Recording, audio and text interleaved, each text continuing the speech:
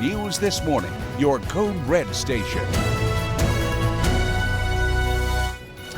Well, now on Fox 17 News this morning, 2 women are dead in a shooting that happened in Robertson County. We're going to tell you what we know about the investigation so far. Coming up, I'll have the latest on a shooting that police say happened in South Nashville yesterday. And a young girl missing from Rutherford County has now been found in Texas. We're going to tell you what's in store for the people who are charged with her kidnapping. Thank you for joining us here on Fox 17 News this morning. It's a Monday morning here on March the 11th. I'm Justin McFarland. We are continuing to follow some breaking news we've been looking at for the last few hours. Metro Police say that 3 people, including a child, are in the hospital after they were shot in the Antioch area yesterday afternoon. They also say that the shooter responsible killed himself. Fox 17 News' Karen Aguilar live for us this morning over at Vanderbilt Medical Center with the very latest on this story. Karen? Good morning, Justin. The last time we checked, officials say 2 women were fighting for their lives here at the Vanderbilt University Medical Center, a 31-year-old woman and a 21-year-old woman. Police say the call came in around noon yesterday in the Baker Station Apartments at 300 Bakerstown Road. They say the 31-year-old woman's son had just turned 7 and was also tragically shot. He is also in the hospital. They say the 21-year-old's 7-month-old baby was inside the apartment at the time the shooting happened and is unharmed. Police say the shooter was a 31-year-old woman's estranged boyfriend. Take a listen. A man who formerly lived in this apartment with a 31-year-old woman came to the apartment today armed and suddenly started shooting once he got just inside.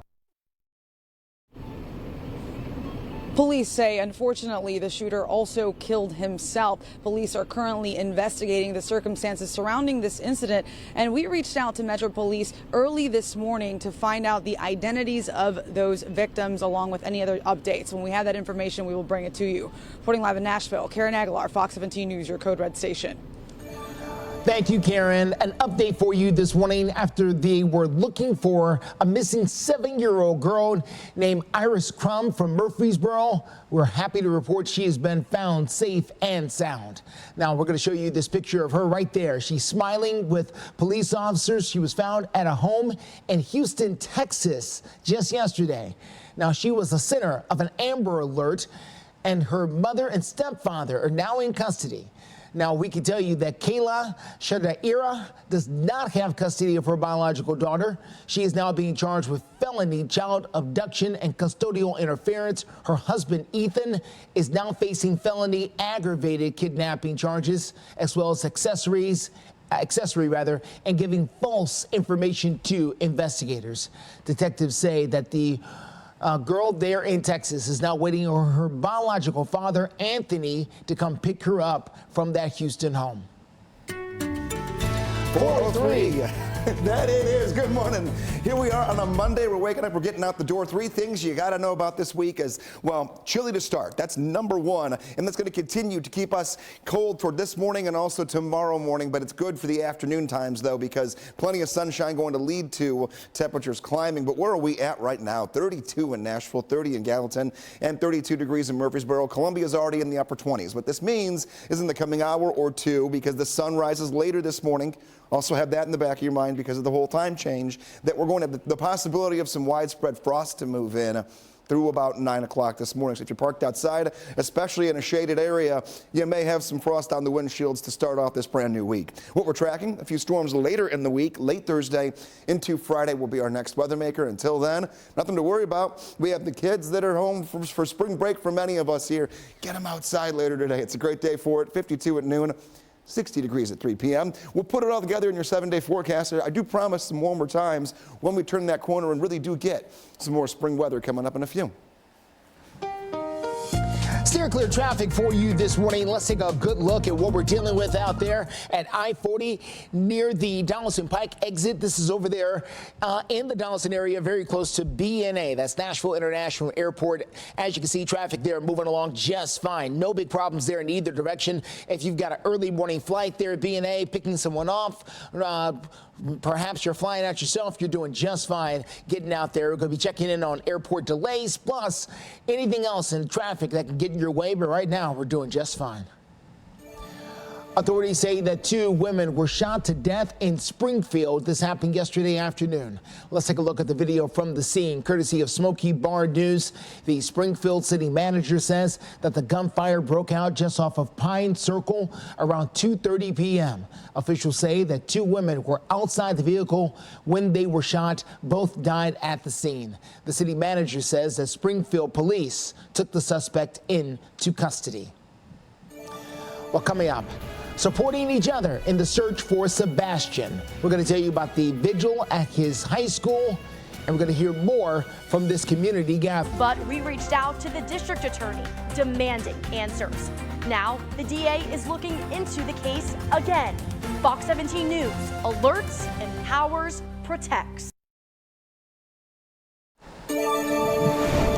4:08 is the time. We've got continuing coverage since it's been just over 2 weeks since 15-year-old Sebastian Rogers vanished from his home on Shackle Island. This is very close to Sumter County. Now, community members were gathering at the Sumter County High School out there for a prayer vigil last night. Now, the vigil was held over at Beach High School that is very close to Sebastian's home. The community was out there wearing green, that is Sebastian's favorite color, as they prayed. Our community is not going to forget any child, not going to forget any part of our community, and that we're here together in solidarity to be supportive of the efforts to bring him home. Now, last week, the Sumter County Sheriff's Office announced they were scaling back their search efforts and focusing more on the investigation into Sebastian's disappearance. Anyone with information about where he may be is asked to contact the TBI. That number is 1-800-TBI-FIND. In Operation Crime and Justice, a continued search for a man that police say robbed a bank in Murfreesboro. We want to show you what police have shared with us. They say that the robber walked into the CNS Bank on South Church Street just before 10 o'clock Friday morning. He was armed with a revolver and wearing a hooded sweatshirt plus a mask. We are told that he ran away from that scene. If you have any information about who this man is, you're asked to contact the Murfreesboro Police Department. In the meantime, we're going to check in with Greg Bobus. He's got the latest on your forecast on this Monday. This chilly Monday at that. 4:09 is the time. We're taking a look at a start with temperatures that are continuing to fall. We're going to be all the way in the upper 20s and low 30s in the next hour or two, and the sun will not come up until after 7 o'clock this morning. That's going to catch us off guard a little bit here because of the whole time change we just went through. So keep that in mind. Scraping some windshields, it's possible. Not looking to be as widespread as it might have even looked last night when we went to bed. But there will be a few areas of frost out there. No wet pavement. That's good news here. So should be carefree when it comes to the forecast. Winter coats and sunglasses, and you should be okay for this one. Taking a look, though, how do we feel outside? Thankfully, not much of a breeze. 29 is the feels like temperature. Actual air temperature in Nashville is right around 31 degrees. So we're not too far off from the numbers here this morning. We'll take it. At least it's not breezy, and at least we don't feel any worse than where we're at to kick off the day. Let's take a look, though, moving forward. Afternoons are going to look great, so don't let the mornings deceive you. We'll be up near 60 degrees later on this afternoon. It's the big question of wash or wait. Yes, you can. Monday, Tuesday, and Wednesday. Our next significant rain chance in the forecast. It's not going to make its way here until we go Thursday night into Friday. Until, between now and then, almost complete sunshine, but that one will also knock down our temperatures just a touch, so keep that in mind as well. Coming up in the next check of your code red forecast, I'll have your 7-day. We'll find some days that could be near 80 degrees as we approach the last official weekend of winter. Yep, spring 8 days away from right now. Steer clear traffic at 411 out there this morning. Quick look at the roads. This is going to be I-24 Hickory Hollow Parkway out there in the Antioch area. You can see it there for yourself. Traffic moving along really nicely in both directions out there. No big problems in either way. We're going to be checking in on the roads, other areas of town that will give us some pause for concern coming up here a little bit later. Please keep in mind, by the way, it's spring break for a good portion of the mid-state here, so we're going to be seeing some different traffic patterns than normal out there this morning. We'll continue to watch it for you. Well, coming up, there is debates over immigration policy flaring up. We've got the arguments from both sides and what's next for the President of the United States. We're going to tell you what he's aiming for. And unpredictable weather putting a damper. Sutton. To learn more about the Gary Sutton story, go to fox17.com. And for more stories like this, watch Fox 17 News at 9.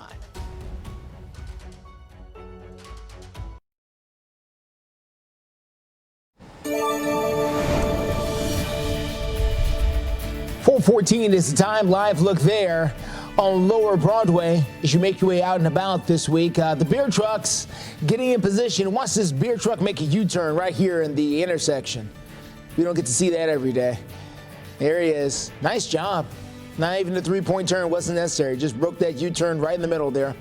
We're going to give you the very latest on your weather as well as activities happening around downtown. We've got all that coming up in a few.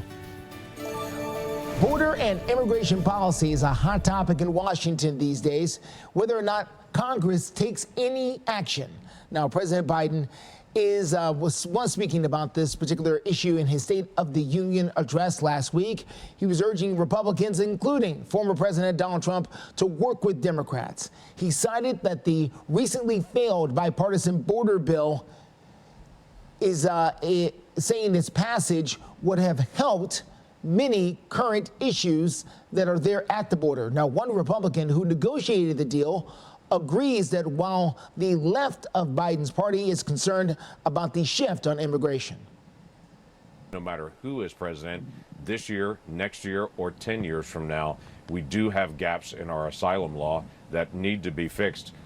No Democrat certainly would have thought 5 years ago that a Democratic president would be proposing the kind of restrictive, some of these are Trump-like policies on immigration that President Biden has proposed. And so there has been a rightward shift. Republicans say that Biden could use an executive order to slow down border crossings right now, but both sides do concede that it's the job of the legislative branch, that is the House and the Senate, in order to get this done. U.S. relief efforts in Gaza are moving forward by both air and by sea. Equipment to build a temporary pier is now headed to the Mediterranean. Now it could take a couple of weeks in order to get it done. The United States and regional allies continue airdrops into the Gaza Strip, which is still subject to a blockade by Israel. Now, land deliveries have proven not to be enough for the starving millions there in Gaza. Israel says it will inspect the sea deliveries before letting them into their territory. Also happening today for Muslims around the world, including Gaza, it's the first day of Ramadan. Many Muslims fast from dawn until dusk for the entire month, having meals with their friends and family, but only after dark. The Metro Nashville council member, Zulfas Sora, who's the very first to serve on the city council in the Muslim capacity, presented a proclamation for a permanent ceasefire at a rally for Palestine on Saturday. She cited that Ramadan is one of the many reasons for her petition. She also made a huge post on the social media site X, where you can read more about what she had to say. Well, some people flying out of Middle Tennessee started off their spring break with a bit of a headache over at Nashville International Airport over the weekend. Yesterday was expected to be one of the busiest travel days of the season at BNA. The airport authority told Fox 17 News they hired more help, added parking spaces, and are prepared for really big crowds. But apparently the thunderstorm in Florida caused the majority of the major delays. The delays affected dozens of flights out of BNA yesterday afternoon. In Orlando, more than 100 Southwest flights had to be canceled because of thunderstorms. So we wanted to hear from you. For your travel plans to or from BNA affected by the weekend weather? You can see right now, a lot of you say, nah, it wasn't affecting me because I wasn't going nowhere. You can cast your vote if you like to right now on our X page. You can do so by scanning that QR code on the screen. You can also just visit us over on the social media site X, formerly known as Twitter. You can find us over at Fox Nashville.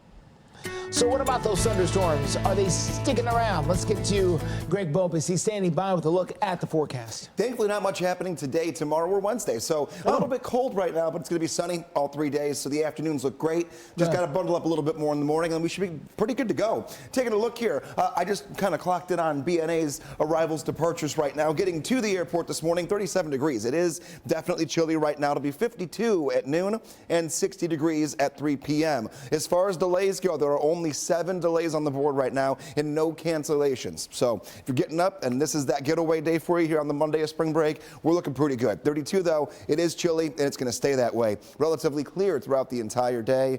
That sunshine will be very abundant later on this afternoon, which is really nice after a cold start. Future track. This is going to be moving here. I'm pushing the button. We're not picking up any cloud cover. We're not picking up any rainfall. This is your Monday, your Tuesday, and your Wednesday. All 3 of those days could not look much better. So I've fast forwarded us to the next weather maker, Thursday into Friday. Thursday, not a big rain chance, a few isolated showers here and there. Temperatures well into the 70s. Friday, cold front moves in. And oh yes, the morning into the afternoon, fairly rainy. There will be a few weak thunderstorms. Right now, not seeing any severe weather, but we're still 4 days out, so any tweaks could subtly change those from weaker to stronger. We'll keep our eyes on it. That is the next big one that moves in for us here in terms of a rainy day. 61 degrees this afternoon, 69 degrees tomorrow, and then back into the 70s starting on Wednesday into Thursday and Friday. Steer clear traffic out there for you this morning at 419. Quick look here over at I-24. This is at Hickory Hollow Parkway, making that drive in from Antioch this morning. We are looking just fine out there. No big problems in either direction from out there. Also checking in on I-40 near Broadway. Also looking good down there this morning. No big problems down there either. We'll keep you up to date. If anything is going on, we got you covered with Steer Clear Traffic live through 9. Let's go to some sports action this morning. The 4th-ranked Tennessee men's basketball team is now eager for their #1 seed in the upcoming NCAA tournament, but it will be a little bit harder to get after they lost over the weekend to 13th-ranked Kentucky. That game happened on Saturday. Now, earlier in the week, Tennessee did secure the SEC regular season title with a win over South Carolina, and they won it outright for the first time since 2008. They still had to face Kentucky to close out the regular season, and the Vols star Dalton Knecht put on a huge game, 40 points for the Volunteer, even though they fell short to Kentucky, 85-81, the final score. Well, the SEC men's basketball tournament will be tipping off in just a couple of days right here in Nashville. Vanderbilt will get the number 13 seed. You can see it right here. They'll be taking on Arkansas in the first round. That game's coming up here on Wednesday. Because the Vols are a #1 seed, they will not play until Friday. The quarterfinals, they will face the winner of Mississippi State and LSU in the big tournament here. That tournament kicking off, or tipping off rather, over at Bridgestone Arena coming up on Wednesday. We've got complete coverage right here on Fox 17. Well, coming up, Nashville SC making some quick turnarounds this week, going from the championship play back to Major League Soccer. We've got the highlights yesterday from their big match, and we're going to tell you what's ahead. Plus, an indie. When you graduate, they graduate. Visit finishyourdiploma.org to find free and supportive adult education centers near you.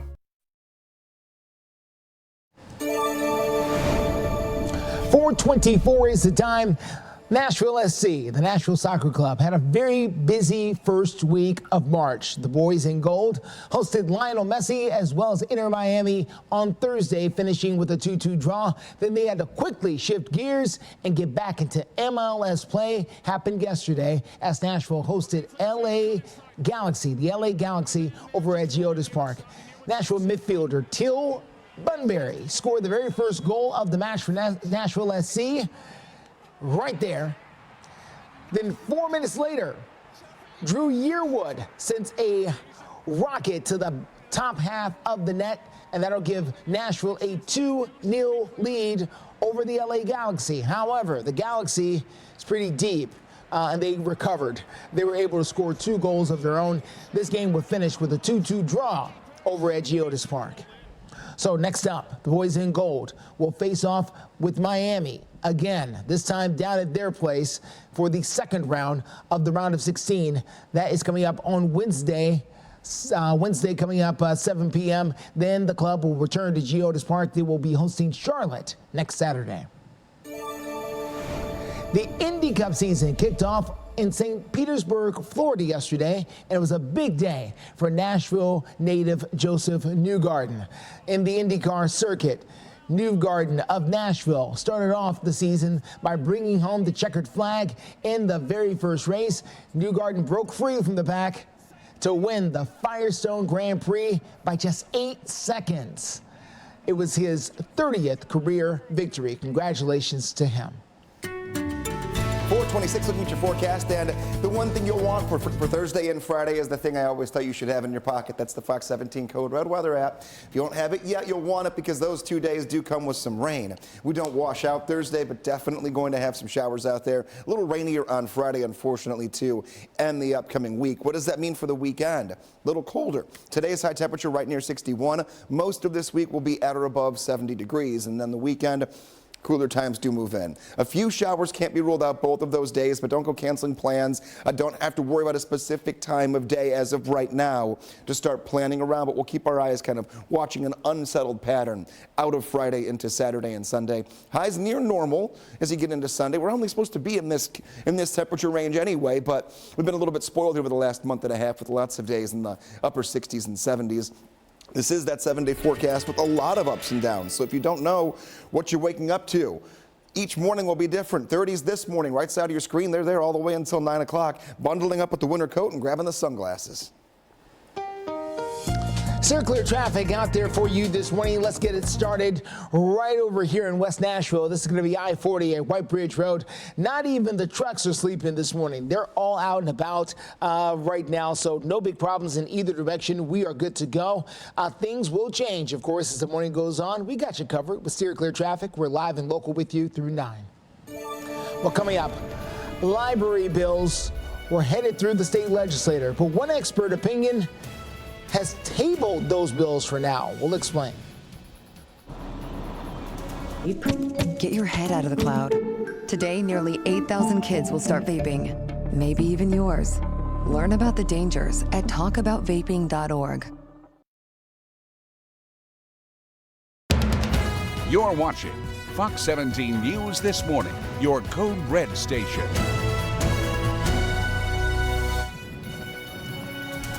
Well, now on Fox 17 News this morning, the Rivergate Mall in Goodlettsville could be headed out. It's up for sale right now. We're going to tell you what the buyer could do with this particular property. Waking up cold, not much to worry about when it comes to rain or fog this morning, but frost could be on a few of our windshields. How many more chilly starts we're going to have this week coming up in your Code Red forecast. Traffic takes us to I-24 at Harding Place. Smooth ride so far. We're going to tell you when and how that could all change. Thank you for joining us here on Fox 17 News this morning. This is a Monday morning here on March the 11th. I'm Justin McFarland. We want to update you on some breaking news coming out of the Antioch area. We now know there's at least 3 people who were shot, and they are in the hospital, some of them with critical injuries. Fox 17 News' Karen Aguilar live in front of Vanderbilt Medical Center to explain all the details. Karen, what can you tell us about the victims? Good morning, Justin. Well, police say a 21-year-old and 31-year-old woman was sent to the hospital here behind me at Vanderbilt Medical Center. They say the 31-year-old son is also here because he was shot but is expected to be okay. Both the women are in critical condition, as I mentioned, fighting for their lives. Police say the call came in around noon yesterday at Baker Station Apartments on Bakertown Road near Raider Drive. They say it was a domestic-related incident. The shooter was a 31-year-old's estranged boyfriend. They also say he used to live in the apartment with this girlfriend and entered the apartment armed, then shot the 3 victims. The 7-year-old, it was his birthday. They say the other woman's baby was also inside the apartment but was unharmed.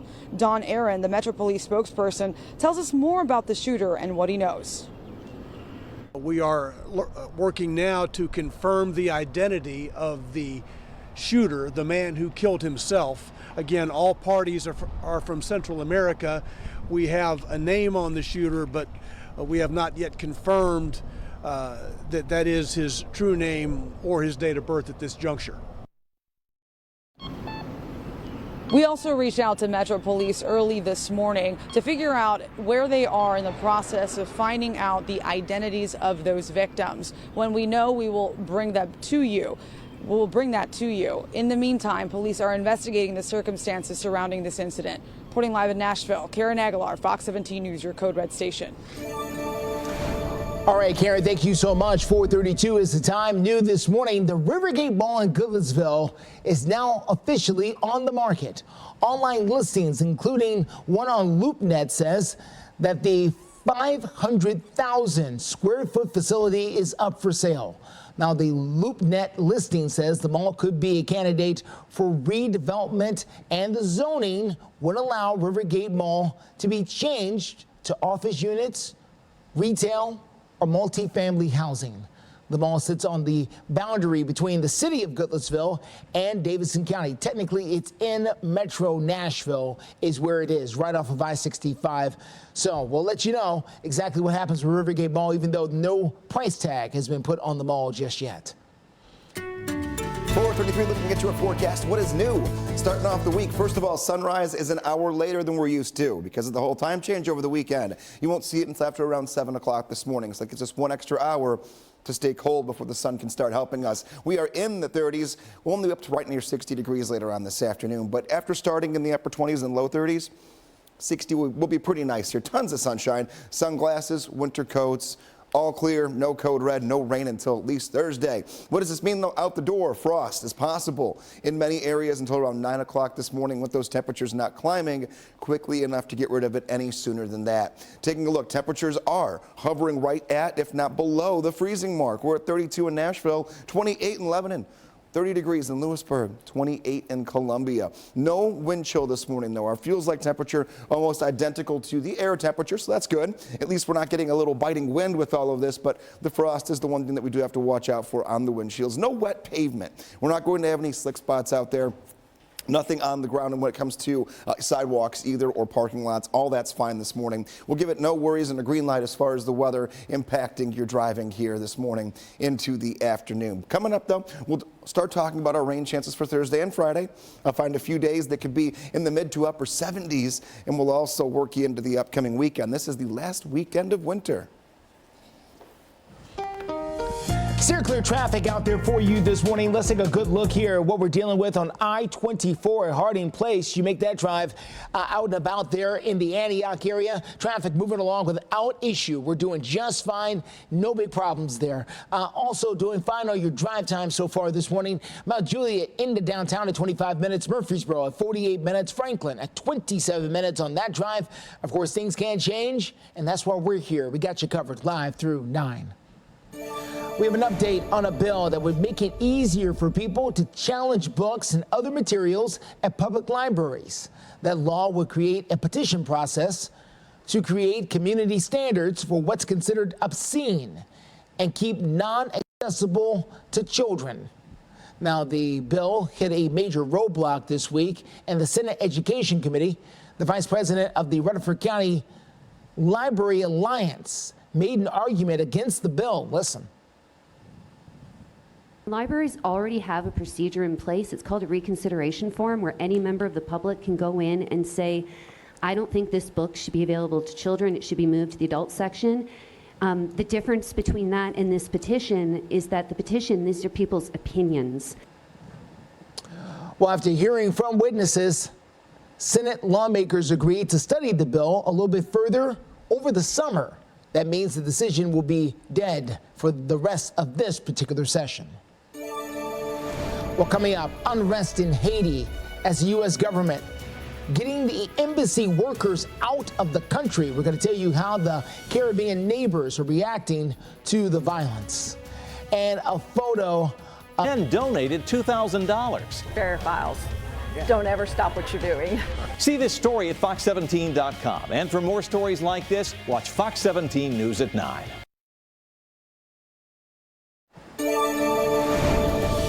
4:38 is the time. Live look there at Nissan Stadium, the current home of the Tennessee Titans. The Titans still have, despite what you've heard, several seasons left at Nissan Stadium. I know they're building the new dome next door, but the Titans are going to play at Nissan Stadium for the 24, 25, and 26 season, okay? So 3 more years at Nissan Stadium. NFL free agency opens up later today. The Titans could make big moves. We can tell you one big move has already been announced, not related to the Titans. Russell Wilson signing with the Pittsburgh Steelers. How about that? I believe the Titans play the Steelers this year. The United States is now evacuating some essential personnel out of their embassy in Haiti. This is in the middle of gang attacks happening in that particular neighborhood. Now, the military has flown in reinforcement and evacuated some non-essential personnel who wish to leave. The gang violence in the capital of Port-au-Prince has only grown worse. The United States says it is providing resources to the Haitian people. An emergency meeting among the Caribbean nations is scheduled for today to address the security situation there in Haiti. Well, the plot thickens after a photo of Princess Kate is now pulled from circulation. We've got the picture, though. It was released by the Prince and Princess of Wales and is showing Kate smiling with her children, but it's since been taken down. The Associated Press and other news outlets and agencies say it appears to be manipulated. It is fueling conspiracy theories regarding Kate's health as of recent weeks. She's been out of the public eye. Now, the exact nature of her surgery has not been disclosed, but we do know that she did have some type of procedure a few weeks ago. 4:40 your time, taking a look at your forecast. And I mentioned a few minutes ago that our actual air temperature and wind chill pretty close. Here's the proof. 29 degrees is the wind chill in Nashville. Actual air temperature is 31 right now. So we're not far off by any means anywhere. We're all upper 20s to low 30s for how we feel. And this definitely is going to be a little bit of a chill, and it's going to be darker until right around 7 o'clock this morning. But after that, the sun comes up, and we quickly will heat up into a brand new week and our last full week of winter. Maybe you're getting some lunch later on today. Not necessarily a great patio day for lunch. I would say, though, by dinner time, if you want to sneak outside, much better situation. Taking a look, 49 degrees by 11 o'clock, so still not that warm just yet. But by 3 o'clock, we'll get from the 50s back to right near 60 degrees. The early hours of the afternoon are when the heating really does begin to pick up a little bit for us and get us back into a more seasonable place. This is one thing that we have to keep watching out very carefully, though. This is a getaway day for many folks for spring break. If you didn't leave over the weekend, maybe you wanted to pick your Monday. 37 degrees, 9 a.m. This is going to be a chilly morning, but the afternoon should be good. We should have no weather problems at the airport here at any point today, tomorrow, or Wednesday, at least not because of Nashville weather. Depending upon where you're going or coming from, could be a different situation. Clear traffic for you this morning. Let's get out and about here on I-40, 46th Avenue over in the west side of town. As you can see, traffic there moving along very nicely. No big problems in either direction out there for you this morning. If something does change, we got you covered live and local through 9 right here on Fox 17 News this morning. Well, coming up in a few, the big winners from the Oscars and the disruption that forced the ceremony to start an hour later than scheduled. And Boeing. Stay safe. Fox 17 News Code Red weather alerts. Your first line of defense when severe weather threatens.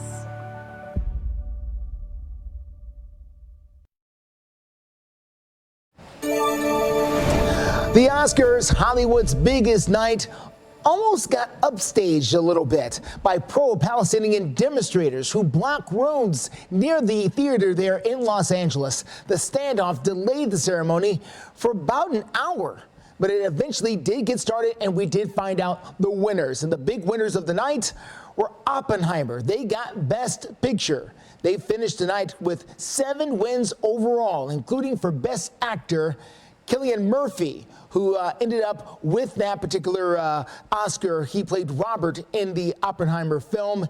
That's his very first Oscar win for him. As you can see, other people here accepting their Oscars there at the Academy Award. Well, let's talk about some other winners. Emma Stone wins the lead for Best Actress for her role in the movie Poor Things. She was able to get the win there. As you can see her hugging. Congratulations. Poor Things, I'm sorry, is the name of the movie, where she was able to get her particular win. This is her second Oscar win. And Billie Eilish is now the youngest person to win 2 Oscars. Eilish and her brother won the Best Original Song for What Was I Made For? It was in the Barbie movie. It's the siblings' second Oscar award, making them the youngest people with multiple wins. Congratulations to them both. Well, Boeing is now responsible to Senate lawmakers who are demanding information about the door plug that blew out on an Alaskan Airlines flight 2 months ago. Now the Justice Department has reportedly opened up a criminal probe into Boeing. Fox News correspondent Christine Coleman has the very latest. The Department of Justice has opened a criminal investigation into Boeing regarding the door panel that ripped off a Boeing 737 MAX in midair in January. The Wall Street Journal is reporting the DOJ investigation into this incident. The federal probe into the door blowout could also provide the DOJ with details on whether Boeing complied with the settlement following the two deadly Boeing 737 MAX crashes in 2018 and 2019. Also, in a letter to the chair of the Senate Commerce Committee, Boeing acknowledged that after looking extensively, they cannot find some documentation for work done in the factory on the door that had blown off during the Alaska Airlines flight. Their, quote, working hypothesis is that the documents were not created when the door plug was opened, even though Boeing requires those records. Transportation Secretary Pete Buttigieg weighed in on the efforts to improve safety. Well, first of all, Boeing needs to cooperate in every respect, and the FAA has given them 90 days to show a comprehensive plan on how they're going to turn their quality issues around.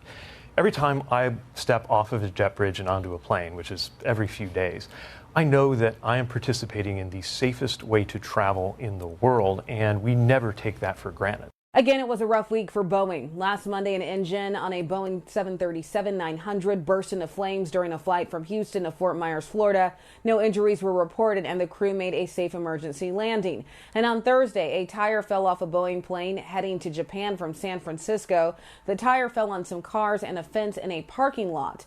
The flight was diverted to LAX, where it made a safe landing.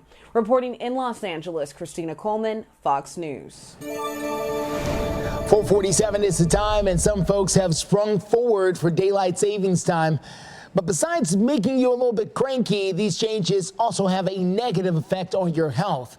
Health officials and several studies have shown a surge in heart attacks, strokes, and even car fatalities after the time change. That's why doctors are recommending that people who are starting a new schedule just stay active, going to bed earlier, and cutting excessive alcohol. Also, it can help your body adapt over the next few days as you try to adjust to the different schedule. This is not a joke here. I had a nightmare last night that I was late for work because of I was paranoid because of the time change. You know, you wake up, your body normally wakes up, mine does anyway, at certain times here. But if you wake up an hour later, then you're going to be having Fox 17 News this morning. I'm Greg Bobus there at the anchor desk because it's going to be, you know, not that Greg couldn't do it. Of course he can do it. I'm just saying I was paranoid because of the time change. Oh, 100%. And then I did a thing where I took a nap over yesterday and didn't realize that the clock I used in the bedroom was not changed over. It is a manual one. Yeah. Then you're in a whole new world of where am I when you wake up. What? Exactly. So we're going to all work through this together. The time right now is 4:49. I can promise you that for waking up with us here. Let's take a look at your forecast. I'm going to fast forward you to Thursday and Friday. Nothing happening today, tomorrow, Wednesday. All really good, really easy days. A little chilly in the morning, but other than that, the afternoons do heat up pretty decently. 60 later on today, and then we'll be above 70 tomorrow, middle 70s on Wednesday, but this is Thursday into Friday. The bigger the bar, the better the chance for rain at any given hour. Thursday, small rain chances. A few little pop-up showers ahead of a cold front that moves in on Friday. Again, bigger the bar, better the rain chance. We're definitely going to work through some showers and even a few weak thunderstorms Friday into Saturday. What does this mean for temperature? We always know that when we have a front move in of any sort, it's going to do something with our temperatures. 61 does go to 69 tomorrow. And then the 70s for Wednesday and Thursday.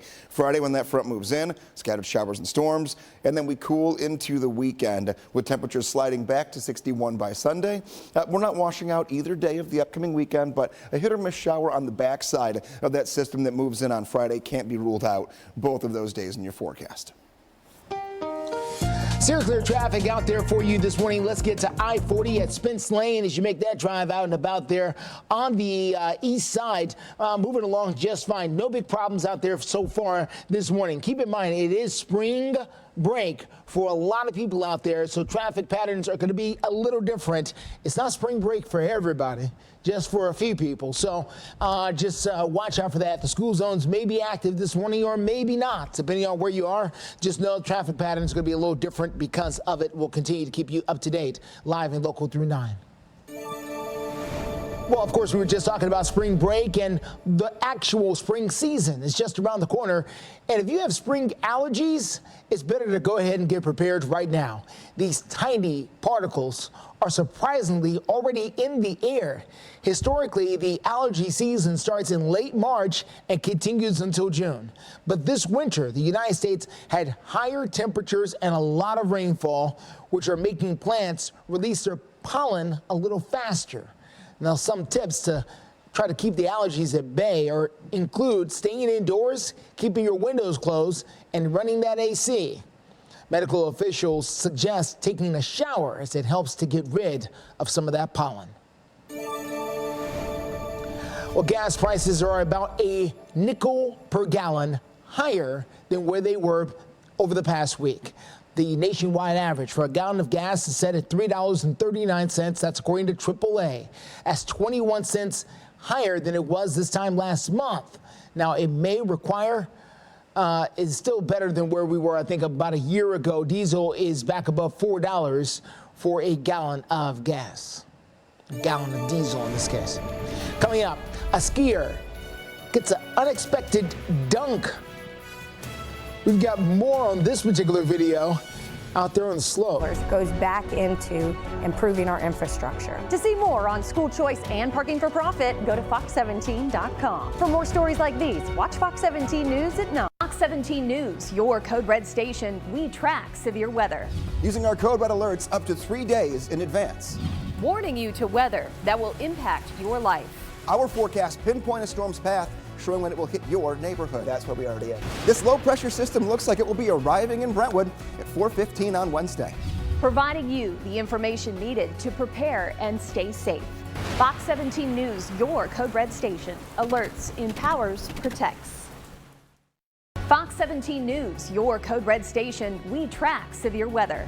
Using our Code Red alerts up to 3 days in advance. This low pressure system looks like it will be arriving in Brentwood at 4:15 on Wednesday. Providing you the information needed to prepare and stay safe. Fox 17 News, your Code Red station. Alerts, empowers, protects.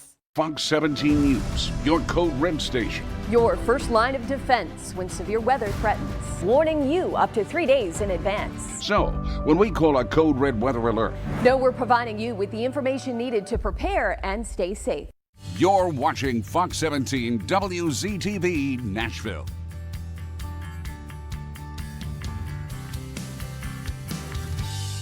The Fox 17 Code Red weather app, your first line of defense when severe weather threatens. Download the Fox 17 News Code Red weather app now. You're watching Fox 17 WZTV Nashville.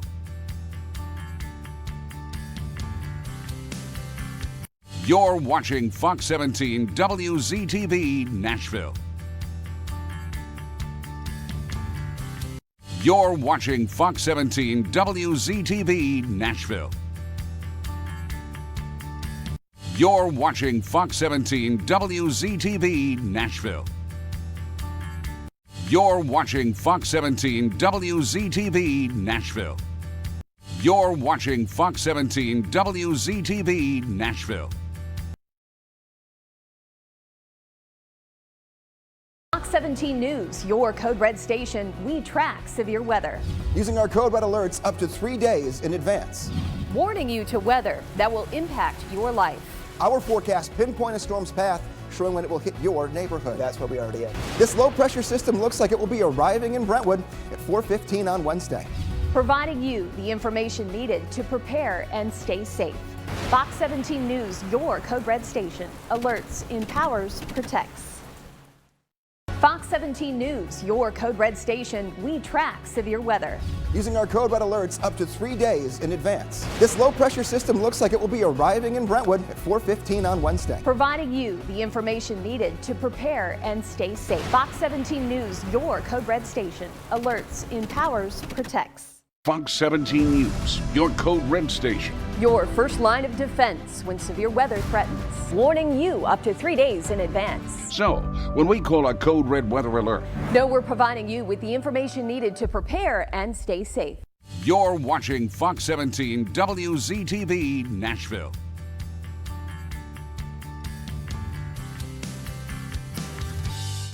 The Fox 17 Code Red Weather app, your first line of defense when severe weather threatens.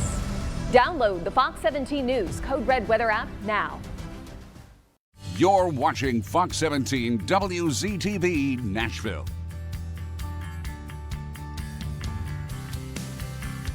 You're watching Fox 17 WZTV Nashville. You're watching Fox 17 WZTV Nashville. You're watching Fox 17 WZTV Nashville. You're watching Fox 17 WZTV Nashville. You're watching Fox 17 WZTV Nashville. Fox 17 News, your Code Red station. We track severe weather. Using our Code Red alerts up to 3 days in advance. Warning you to weather that will impact your life. Our forecast pinpoint a storm's path, showing when it will hit your neighborhood. That's where we already are. This low pressure system looks like it will be arriving in Brentwood at 4:15 on Wednesday. Providing you the information needed to prepare and stay safe. Fox 17 News, your Code Red station. Alerts, empowers, protects. Fox 17 News, your Code Red station. We track severe weather.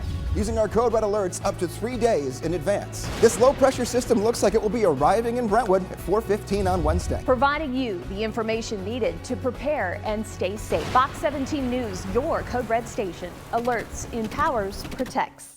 You're watching Fox 17 WZTV Nashville.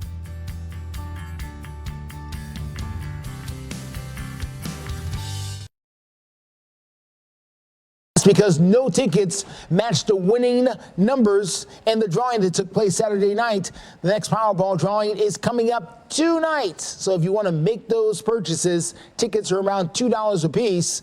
Good luck for those trying to match those magic numbers. 5 o'clock hour starts right now. You're watching Fox 17 News This Morning, your Code Red station. Now on Fox 17 News this Monday morning, 2 women are dead after a Robertson County shooting. We're going to have updates on the ongoing investigation. Police say a shooting in South Nashville sends 3 people to the hospital, including a child. Coming up in a few minutes, hear the latest on the victims.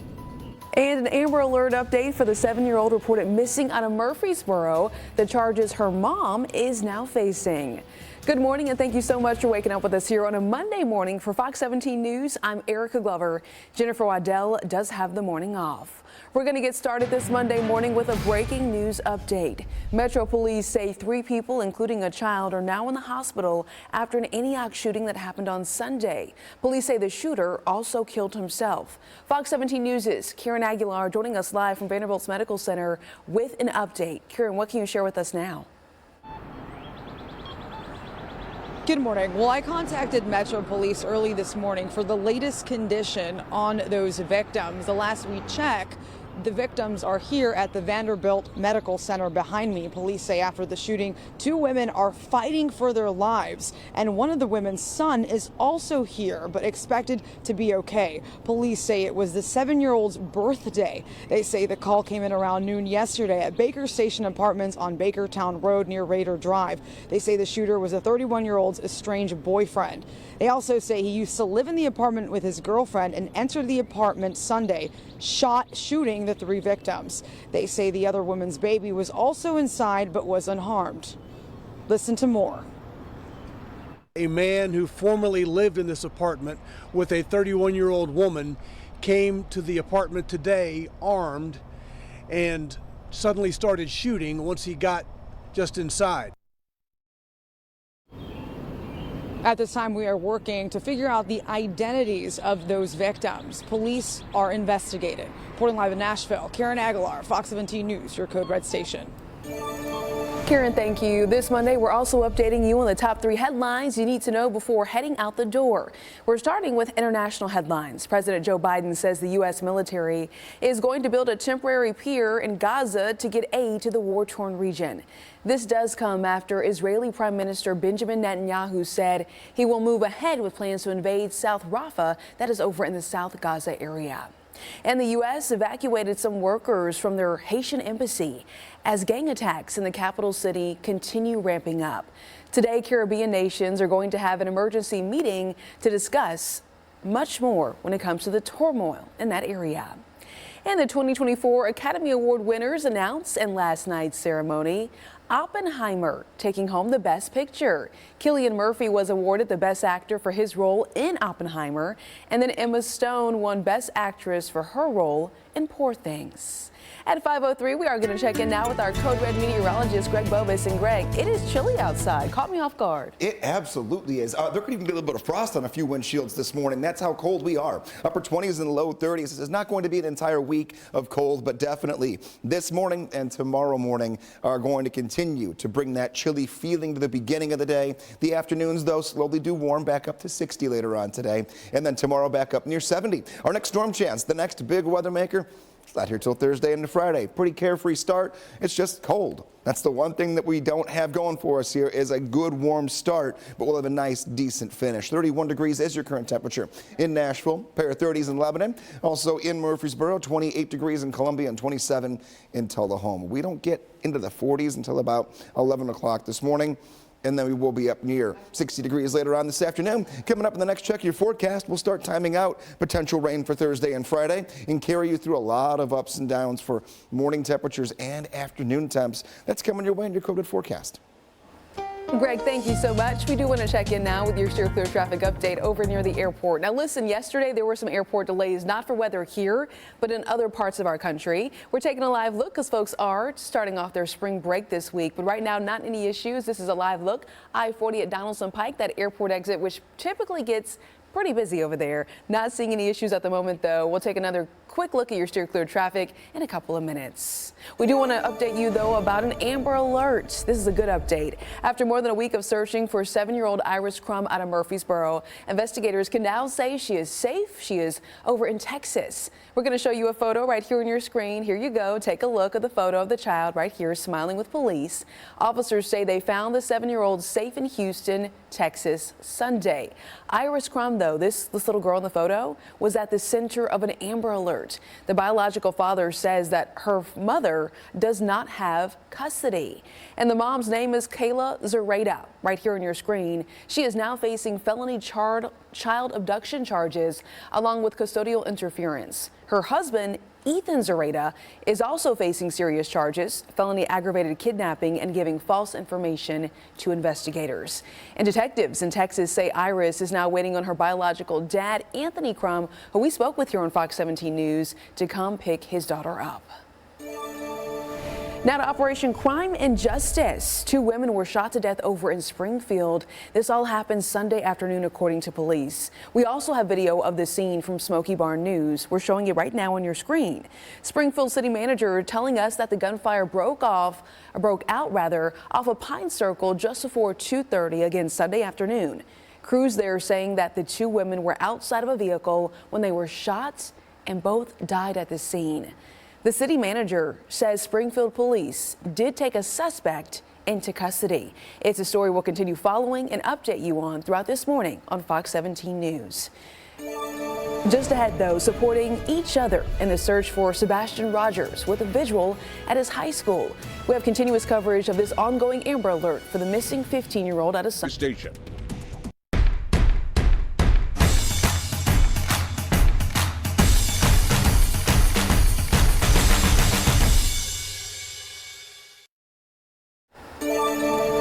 The time is 5:09 and we do have continuing coverage right now because it's been over 2 weeks since 15-year-old Sebastian Rogers disappeared from his Shackle Island home over in Sumner County.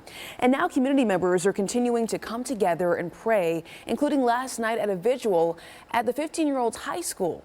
We're showing you some video right here. This was held at Beach High School. That is Sebastian's school near his community. And they're wearing green, Sebastian Rogers' favorite color, as they prayed. Listen to what they said here. Our community is not going to forget any child, not going to forget any part of our community, and that we're here together in solidarity to be supportive of the efforts to bring him home. Well, just last week, the Sumner County Sheriff's Office announced that they were scaling back the search efforts and really focusing more on investigations into Sebastian's disappearance.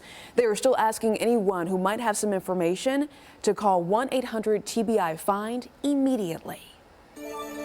In Operation Crime and Justice, there is a search continuing for a man who police say hit up a bank in the Murfreesboro area. And we do have a photo to show you. Maybe you recognize this person who is masked. Take a look. Police say the robber walked into the C&S Bank on South Church Street just before 10 Friday morning. And he was armed with a revolver, and you can see here wearing a hooded sweatshirt and a mask. You really have to take a closer look to make out who this could possibly be. We know that robber took off running. If you have any information that can help police, you are asked to give Murfreesboro Police a call. If you're waking up with us, happy Monday. It's chilly outside, so Greg, you said earlier the coat and sunglasses. Yes, that is the attire for today. The coat gets you through this morning, the sunglasses carry you into the afternoon, and you might not need that thick winter coat later on today. A light jacket should get you through. We'll be up near 60 degrees right now, right side of your screen. Yeah, it's upper 20s and low 30s. It is definitely cold. What are we tracking? Well, nothing on the radar for today or tomorrow, but it will be Thursday and Friday when our rain chances do pick up just a little bit, unfortunately. This morning, we're still talking about frost. This is that time of the year where we could go from frosty windshields to shorts and t-shirts by some afternoon temperatures here. What do I mean by that? Take a look at tomorrow. You're going to start the day at 37 and end the day up near 70 degrees. We gain 32 degrees of temperature tomorrow from when you wake up to when the sun sets. 74 degrees on Wednesday, 78 on Thursday. Now Thursday, a few showers will be out there, but most of our rain moves in much later in the day. And then a few scattered storms on and off for your Friday. That includes the morning, afternoon, and evening, and cools us into the upcoming weekend. Greg, I am so ready for 78 degrees. I cannot wait. Sandals. Okay, 5:11 is the time. We do want to check in on your Steer Clear traffic update. Here, let's see what's happening I-65 at Rosa Parks Ave. You can see for yourself. Good news update. We have no vehicles on the shoulders, no kind of brake check. This area looking very, very good. We'll have some more Steer Clear traffic updates, though. You can count on it up until 9 a.m. Well, just ahead here on Fox 17 News this Monday morning, we're talking about the border debate, what our lawmakers are doing to work on this issue and what the president is aiming for. And unpredictable weather, which may worsen kidney problems. Living with type 2 diabetes? Ask about the power of 3 with Ozempic.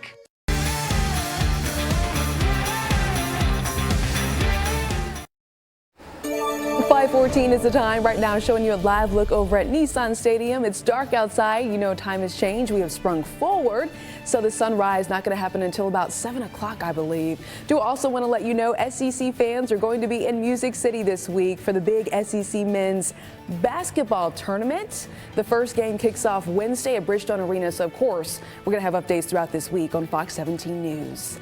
Let's talk about, though, the immigration policy debates. Immigration policy, of course, is a hot topic in Washington. In President Biden's State of the Union address last week, he urged Republicans, including former President Donald Trump, to work with Democrats. The president cited the recently failed bipartisan border security bill, saying its passage would have helped with many current issues. Well, one Republican who negotiated the deal does agree that the left of Biden's party is concerned by his shift on immigration. Listen here. No matter who is president this year, next year, or 10 years from now, we do have gaps in our asylum law that need to be fixed.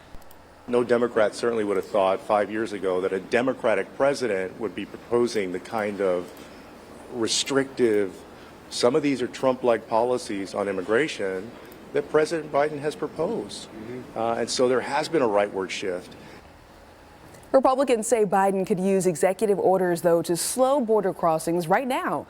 But both sides concede that it's a job of the legislative branch. A lot more updates to come on this ongoing story. U.S. relief efforts, though, in world news in Gaza are moving forward by air and also by sea. Equipment to build a temporary pier is headed to the Mediterranean right now, though it's going to take weeks to complete, a long process.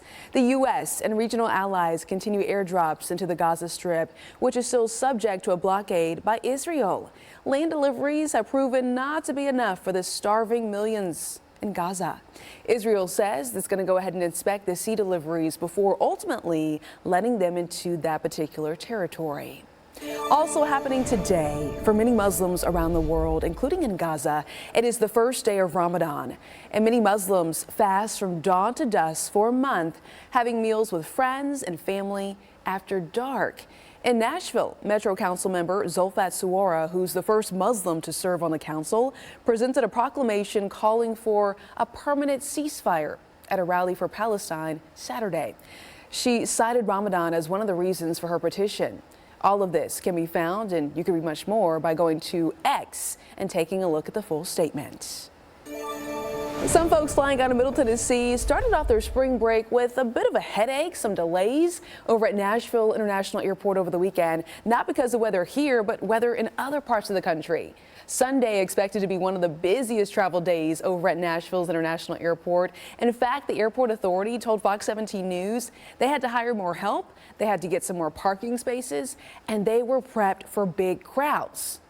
But then thunderstorms in Florida, a major destination for spring breakers, it caused some major delays. Those delays impacted dozens of flights out of BNA yesterday. And then in Orlando, more than 100 Southwest flights were canceled because of thunderstorms. So Greg, for folks who are perhaps delaying their travels, or maybe they had to delay because of Sunday's weather, are they going to be able to at least get out of Middle Tennessee on time today? We're going to be okay, and I'll look at our airport, but this is Burlington, Vermont. Oh, this is not exactly a spring break destination that I would have in mind. No, not that on the picture right It's now. cold. We just got through winter. I'm going somewhere that's the opposite of that. But just so you know, yeah, the New England states, the upper Northeast, they're seeing some snow. They have colder temperatures than us. So maybe families coming from there to here, watch out for their flights as well. But I've only seen about 6 delays so far at BNA. Here's a look at the radar. You can see what I mean. Here is that snow in the Northeast, and it's coming down pretty decently, and it's not really moving. So that picture we just showed you, it's going to stick around for quite some time for them, and this is not the most spring of days by any means. So let's talk here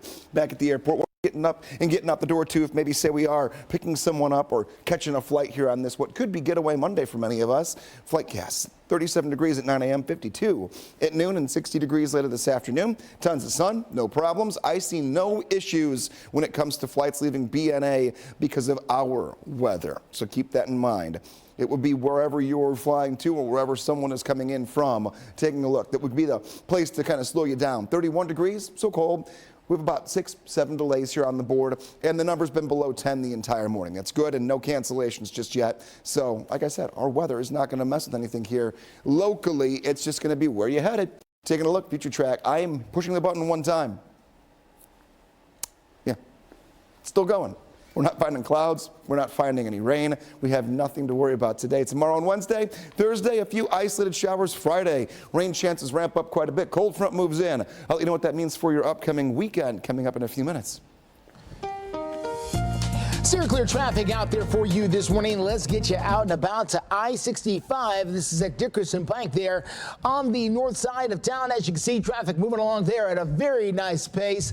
No big problems there on the north side as you make that drive in. Good news coming in from Madison, Hendersonville, Goodlettsville, Millersville, you name it, you're doing fine. Other than that, we're doing okay coming in from Rutherford County as well. This is I-24 from the Waldron Road area. No big problems down there either. If things change, we'll be sure to let you know. Steer clear traffic live through 9.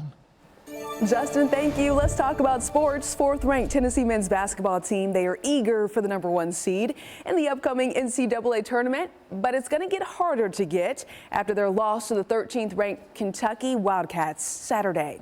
Yeah, earlier in the week, we talked about this. Tennessee secured the SEC regular season title win with a win over South Carolina. And they won it outright for the first time since 2008. They still had to face the Wildcats to close out their regular season, though. Vols star Dalton Connect put up a career-high 40 in that game, but Kentucky was still able to edge out the Vols 85-81. Okay, I mentioned this. The SEC men's tournament kicking off Wednesday right here in Music City. Vanderbilt gets the 13 seed. The Doors going to face Arkansas in the first round. Again, it kicks off on Wednesday. Now, because the Vols are the #1 seed, they don't play until Friday in the quarterfinals. They're going to face the winner of Mississippi State and LSU. A lot more sports excitement to come in Music City at Bridgestone Arena. After the break, the Rutherford County School Board has given permission to a Native American student to wear a feather during his upcoming to take care of. Why would you pay a rate based on anyone else? With Allstate, you're connected to a rate based on you. Call 1-888-ALLSTATE for a quote today. 5:24 is the time. One Rutherford County Native American family will be allowed to wear a feather during his upcoming high school graduation ceremony. In Native American culture, the feather is considered to be a powerful symbol in their religious culture. The student was first told that the feather would not be allowed during the graduation ceremony. His father took the issue directly to the Rutherford County School Board and told them this. We use the eagle feather in our tribal dances, ceremonies, and when we pray every day, and they are sacred to us. My son is a senior and graduating this year, and has been told by the Laverne High School administrative staff and by certain administration at the district that he is not allowed to wear his eagle feather with his cap at graduation. My son and I have been told that his religious beliefs do not fit into the school's policy, and that is unfair and unconstitutional. Well, during that same meeting, the school board took up the issue immediately, organized a vote, and allowed the feather to be worn on religious freedom grounds. Coming up, we're going to hear directly from some school board members about why they made the change so fast. 5:25, taking a look at a forecast, waking up cold, and we are still dark. We're not going to see our sunrise until after 7 o'clock this morning. That's going to be one of those days where it's kind of jostling to the memory here, just thinking about 2 days ago when you go, wait a minute, sunrise when I was waking up was way different. Well, the whole clock change thing. Got to get used to it. Taking a look, top of the radar, nothing happened for us this morning. Into the afternoon, looking pretty good too. Tons of sun, but you need this though for temperature. It's more useful right now for temperature than it is for tracking rain in the Code Red weather app, because every morning will be significantly different than the morning before it. And afternoon temperatures bounce all over the place. We've got 60s, mid 70s, back toward the 50s. There are a lot of moving parts when it comes to regional temperatures here across just Middle Tennessee itself, and even just day-to-day temperatures. 61 degrees today, 69 degrees tomorrow, 74 on Wednesday, and this is the day here. Dodging a couple of showers, but up near 80 degrees on Thursday and sliding back down. As I mentioned, ups and downs throughout the entire week, back into the 60s for Saturday and Sunday. Scattered storms on Friday, not looking at any severe weather. Steer clear traffic at 526. Quick look out there at what we're dealing with on I-24. This is near Broadley Parkway, making that drive in from Antioch, Smyrna, Laverne, Murfreesboro. This is all part of your drive if you're pushing your way into downtown Nashville. Right now, we're looking just fine. Your drive times look like this. Hendersonville into downtown in 25 minutes. Murfreesboro to downtown in 50 minutes. Franklin to downtown in 27 minutes. Please keep in mind, it is spring break for a good portion of the Mid-State and will be over the next few weeks. So traffic patterns are going to look a little different than what we have seen during the normal time here. So please keep in mind some of those school zones will not be running. Those school buses will not be out, and there'll be less traffic in general. Well, coming up, another chance at the jackpot. We've got the latest lottery winning opportunity ever. Weeknights at 5 on Fox 17. This Fox 17 This Morning newscast is sponsored by Electronic Express. We make it happen. You're watching Fox 17 News This Morning, your Code Red station. Good morning. Waking up chilly here. Frost in some spots. We're talking 20s and 30s. How long the winter-like weather lasts until we're back up near 80 by the end of the week? I'm sorry, Greg. I talked over you. It's so cold outside. Unexpected. Wow. Well, thank you. We'll get ready to get you through it. Thanks so much for waking up with us here on a chilly Monday morning for Fox 17 News this morning. I'm Erica Glover. Jennifer Waddell has the morning off. And we do begin with more breaking news updates surrounding a South Nashville shooting. We now know the 3 shooting victims are in the hospital and 2 of them are critically injured. Our very own Fox 17 News reporter Kieran Aguilar joining us live right outside of Vanderbilt's Medical Center asking questions. Kieran, what can you share with us now about these victims? Good morning, Erica. Well, the last time we checked, we know that 2 women are fighting for their lives behind me at the Vanderbilt University Medical Center after being shot tragically yesterday in South Nashville. Police say it's a 31-year-old and a 21-year-old woman. They say the 31-year-old son was also shot, and on his birthday. They say he is also here but is expected to be okay. Police say the call came in around noon yesterday at Baker Station Apartments on Bakertown Road near Raider Drive. They say the shooter was a 31-year-old woman's estranged boyfriend. They say he used to live in the apartment with his girlfriend and entered the apartment, then shot the 3 victims. Take a listen. We are working now to confirm the identity of the shooter, the man who killed himself. Again, all parties are from Central America. We have a name on the shooter, but we have not yet confirmed that is his true name or his date of birth at this juncture. I've contacted Metro Police early this morning because we do have some questions. We are wondering the identities of the victims, also the circumstances surrounding this incident. We did hear from Metro Police that it was a domestic related incident since the people that were shot, one of the women, it was her boyfriend, but we need to know a little bit more about that. When we have those updates, we will bring them to you. Reporting live in Nashville, Karen Aguilar, Fox 17 News, your Code Red station.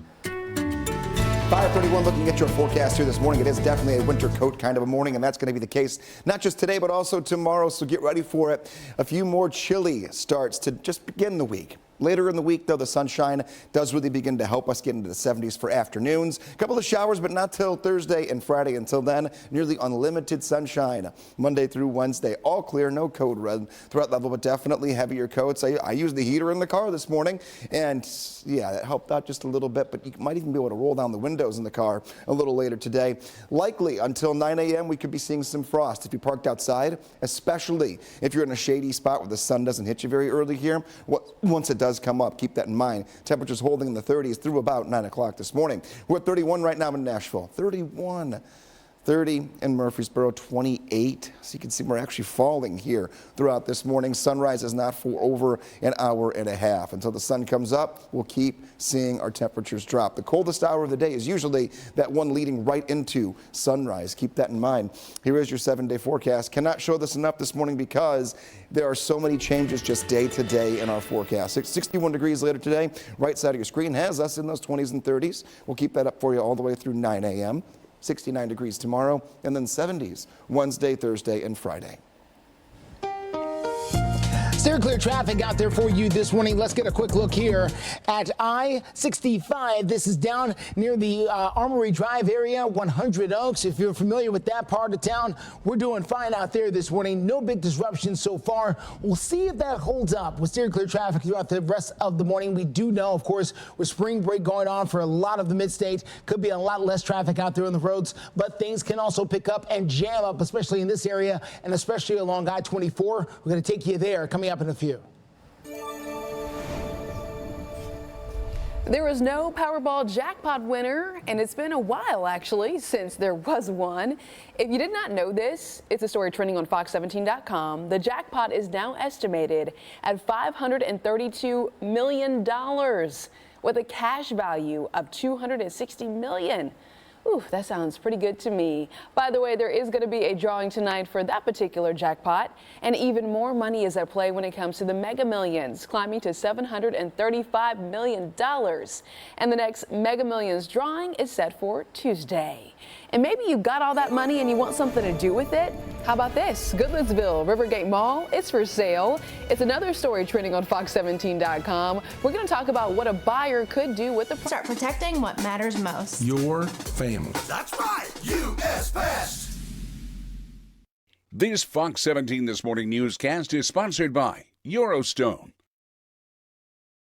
Welcome back. 5:37 is the time, rather. New this Monday market. Got a question for you. Are you in the market to purchase a mall? If so, the Rivergate Mall over in Goodlettsville, and we're mapping it out behind me right here, it is on the market. Online listings on LoopNet, which is a marketplace for commercial real estate, does state that the more than 500,000 feet of space is up for sale.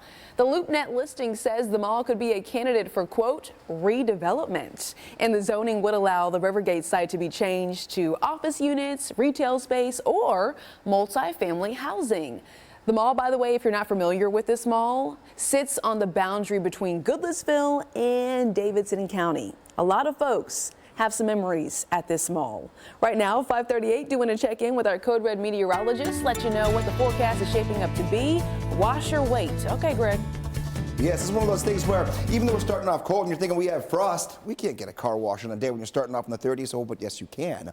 We have the sun and warmer temperatures later today. I'm giving you a green light Monday, Tuesday, Wednesday, all three of them staying completely dry. Thursday, a few showers. Friday, the rainy day. But if, say, you do it today, thinking maybe lunchtime, you hop out of the office for a little bit, get the car wash, it'll last you all the way until Thursday. And windows down in some 70s a little bit later this week. It's going to feel pretty nice. So I say go for it here. Taking a look, though, Thursday into Friday is when things do pick up for rain. Thursday being the smaller bars right here, starting mid to late morning, but not a full washout of a day by any means. Your Friday, a much more significant chance for some rain to move in. The bigger the bar, the taller the bar, the bigger the rain chance. So it's going to be there for us. But until we get there, temperatures are going to be on the up and up. Right side of your screen, you'll see we're waking up in the 20s to right near 30. Not the best start, but the afternoon, right up near 60 degrees. You want the sunglasses for sure. Sunrise, though, is not until just after 7 o'clock this morning, so keep that in mind. We'll talk about what this rain for late week means for your actual weekend forecast coming up in a few minutes. Steer clear traffic out there for you. Let's get to I-24 at the Silman Evans Bridge. This is in the heart of downtown Nashville. You can see right there traffic moving along without issue. We're doing fine out there in most directions out there so far this morning, north, south, east, and west. We're also looking good in portions of the Antioch area as well. Traffic is going to be a bit of a wild card this week because of spring break that is in place. And also for this particular exit, keep in mind they're going to build a brand new $2.2 billion stadium right back there. So construction efforts are going to be ongoing there for the next several years. Here's I-24 near Hickory Hollow Parkway out and around the Tanger Outlet area. Smooth sailing here as well. We'll tell you about anything else that gets in your way. Justin, thank you. Last week was Read Across America Week, and we shared photos of Jen and I reading for classrooms. But here on Fox 17 News, we also want to let you know that nearly 2/3 of fourth graders in the U.S. struggle to read at grade level, which is why we are partnering with Reading is Fundamental and our parent company, Sinclair, for Sinclair Cares supporting children's literacy. To help, scan the QR code that's on your screen to donate to our virtual book drive. Of course, you can find more updates and get involved, make a difference by going to fox17.com. We have an update after the break on a bill that would make it easier for people to challenge books and other reading materials at our public libraries. And a match made in heaven. Now of any frequency to help give you that forget you get migraine feeling.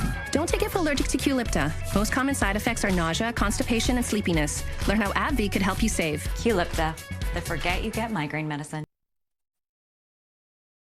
Welcome back. At 5:43, we have continuing coverage of the law that would create a petition process to create community standards for what's considered obscene and then kept out of children's access.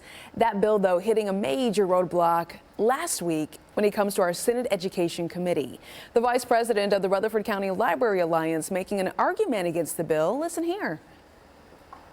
Libraries already have a procedure in place. It's called a reconsideration form, where any member of the public can go in and say, I don't think this book should be available to children. It should be moved to the adult section. The difference between that and this petition is that the petition, these are people's opinions.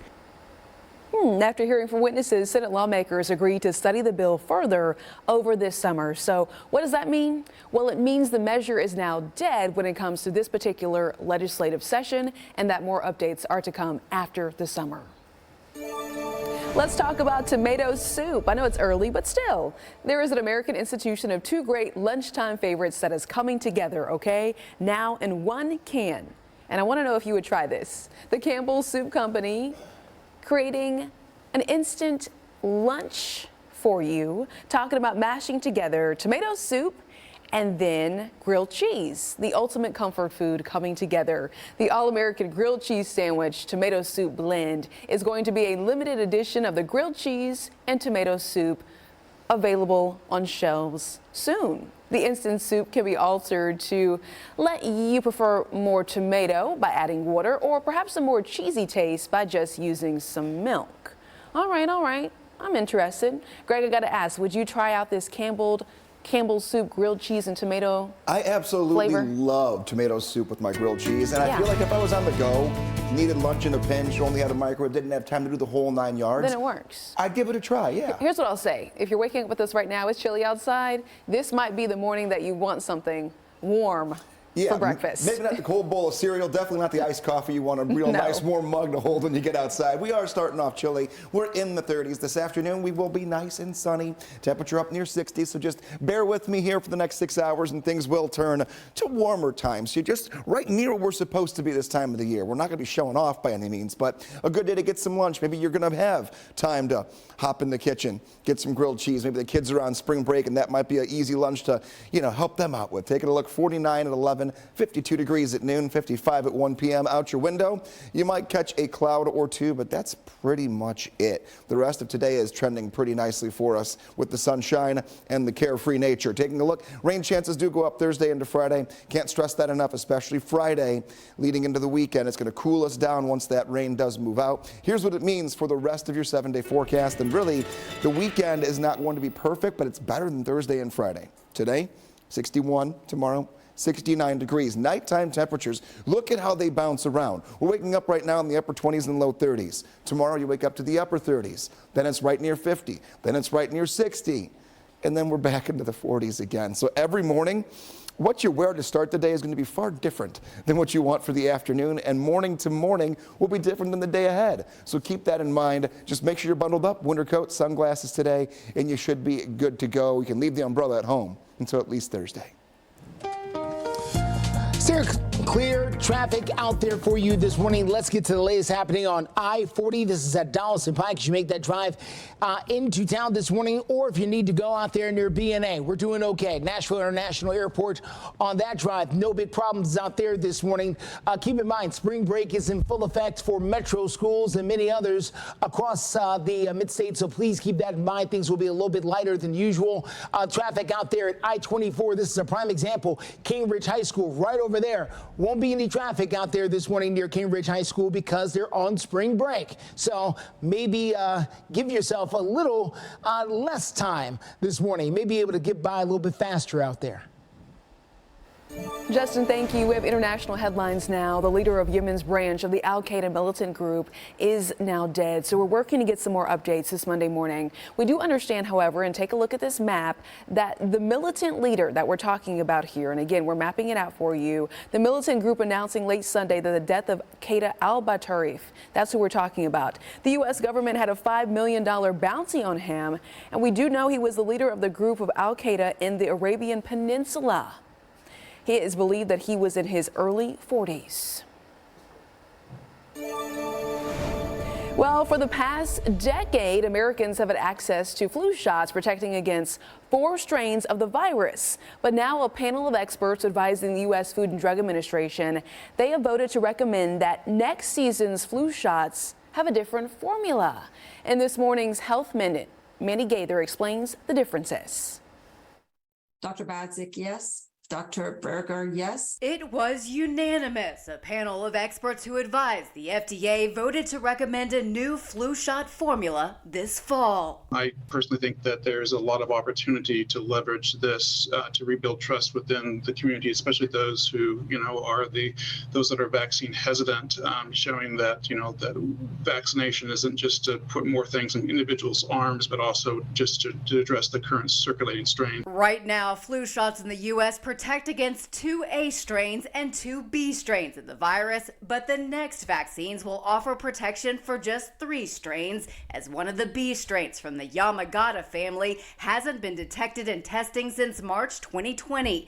Viruses from this strain were already in decline before the COVID-19 pandemic, and it's believed the precautions people took to avoid the coronavirus finished them off. The FDA is now working with flu shot manufacturers to get the Yamagata strain out of U.S. vaccines in time for the upcoming flu season. And approval of all the necessary regulatory submissions is on track for a 2024-25 PIV implementation for all licensed U.S. influenza vaccine manufacturers. For Health Minute, I'm Andy Gaither. Mandy, thank you. As we get ready for spring, Cheekwood Estates and Gardens, they're doing that too. We're going to tell you what's in store for their historic and annual festival over at Cheekwood. Also, 5:50 is the time. Right now, Fox 17 News taking a live look over on Lower Broadway. And starting on Wednesday, it is going to be very busy there. SEC fans returning to Music City for the SEC men's basketball tournament. Lets you rest knowing you're paying the lowest price in town for your repairs. Your words soothe like the summer breeze. Visit budgetbreaks.com for locations and coupons. Good morning. 5:53 is the time on this Monday morning, showing you a live look. Now listen, the time is changing. It's already changed, I should say. So that sunrise is not going to happen until about 7 o'clock. So just keep that in mind. It's going to be different for folks who are waking up, who are still adjusting to the time and change. But hey, don't worry, we have you covered here on Fox 17 News. And perhaps you're off for spring break this week and you're looking for something fun to do. We want to talk about what's happening now at Cheekwood. Yeah, take a look. It is beautiful. It's one of my favorite events that happens over there. We're talking about Cheekwood in Bloom, returning for the 12th year. Nashville's Botanical Garden is celebrating the warmer weather this week with none other than this annual springtime festival. So Cheekwood, mark your calendar. It runs from now until April 14th. Cheekwood in Bloom is what it's called. And you can expect to enjoy some music. They even have gardening classes and a lot of weekend festivals for this particular event. And I was doing some more reading over on our website. They have more than 250,000 blooming tulips, daffodils, and some other flowers for this event. So if you haven't had the chance, maybe you're new to Middle Tennessee, go check this out. And I know, Greg, have you checked out this event at Cheekwood before? I have, yeah. Yeah, it's one of my favorites. It's beautiful, and this is why I love Cheekwood too, is every season there's an event. There is. That they're like, you can't miss these kind of events. No, and then listen, the weather is going to cooperate later this week. Oh, yes. Perfect weather. Spring break, spring weather. Not right now. You're going to go, Greg, it's 30 degrees outside. I mean, spring weather. Well, for some folks visiting, maybe. Maybe you're in town for your spring break. That's actually true. I'll tell you right now, it might be worse for you. Hey, if you're from the Northeast, you're welcome for our weather this week because they're seeing snow coming down in droves. Taking a look. Chilly this morning, but better afternoon, 60 degrees. And if you are visiting Music City and you're up this early, I hope you've got some good plans. Otherwise, take it easy for a couple hours. And then the afternoon, we will be back up to good temperatures, not just today, but also tomorrow and Wednesday. A little cold to start, beautiful by the end of the day. Storm chance late in the week, Thursday into Friday. Pretty much it. Taking a look at our temperatures, though, this is where we're starting. This is abnormally cold for this time of the year for us. 26 in Gallatin, 31 degrees in Nashville, 28 in Columbia, 31 degrees in Lewisburg. No clouds out there right now, but the sunrise will be at 7:03. Until then, we're going to keep seeing our temperatures drop just a touch. We're still in the 30s at 9 a.m. However, get the kids outside later today. If they've got spring break and you don't have anything really planned, get some of the energy out earlier. You have a great day in the backyard for whatever you might want to get into, whether it's just tossing the ball around or just catching some fresh air on the patio. Everything looking good. Right now, we are calm on Lower Broadway. We'll look ahead to your weekend and also track that late week rain coming up in the next look at your forecast. Still clear traffic out there for you this morning. Let's get a look here at I-24 at Haywood Lane, making that drive in from the Antioch area. We're doing fine out there this morning. Spring break in full effect for a lot of the mid-state here, and that's going to lead to lighter traffic patterns. And we are going to try to enjoy that a little bit here because we can see far less accidents this week. We'll see if that holds up, though. We've got you covered live and local through 9. All right, happening today, all bets are on over in North Carolina. Sports gambling officially kicks off in the state today. A new law that legalizes sports gambling went into effect last January, but it has taken some time for the state's Education Lottery Commission to go ahead and establish the rules and the regulations. There's a lot to this. North Carolina does become the 38th state in the country to legalize sports gambling and the 30th to allow for mobile gambling. Well, talking about money, buy now, pay later is causing some younger consumers to turn one direction in order to try to keep up. There are several reports saying younger generations are using the option more often just to keep up on life essentials. Data from software company LexisNexis says consumers 35 and under are well over half of the buy now, pay later users. Well, younger consumers are buy now, pay later for everyday purchases like groceries, clothing, travel, which I would argue, how is that necessary? But okay, and some home needs. One Adobe report says groceries for all buy now, pay later users has jumped to 40%. Promotional consideration for this program provided by Ponce Law. Well, do you know someone who is a hometown hero doing some amazing things in our community? Because if you do, here at Fox 17 News, we would love to share their story. Ponce Law and Fox 17 News are teaming up to find and award local hometown heroes $1,000. And listen, this could be a veteran, teacher, first responder, frontline worker, anyone you know in our community doing some great things. Take a look at your screen to find out how you can nominate your hometown hero. You do so by going online at poncelaw.com/hometown hero. And each month, a selected hero is then going to be featured right here on Fox 17 News. Promotional consideration for this program provided by Ponce Law. Hey, take a look at this. Miss Lakeland, aka Townsend Blackwell, is crowned the new Miss Tennessee teen. It happened over this weekend, so congrats. Middle Tennessee's Lola Claire Chapel, or Miss Wilson County, was named third runner-up. And then Miss Congeniality went to Nashville's very own Kennedy Bragg.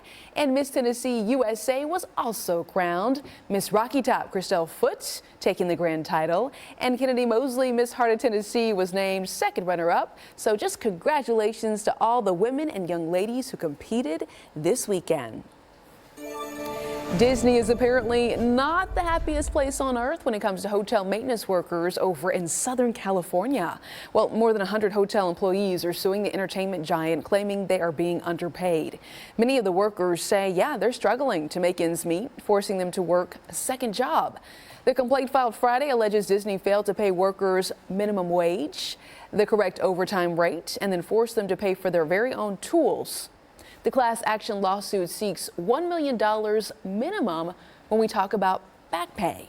Stay with us. Our 6 o'clock hour of Fox 17 News this morning starts right now. You're watching Fox 17 News this morning, your Code Red station.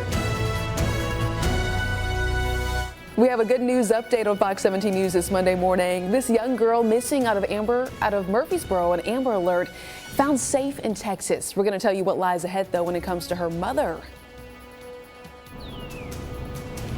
Police say a shooting in South Nashville sends 3 people to the hospital, including a child. Coming up, we'll have the latest on the victims. Waking up this morning, temperatures in the 20s and 30s. Bundle it up for now, but I'll let you know when we're close to 80 by the end of the week coming up in your forecast.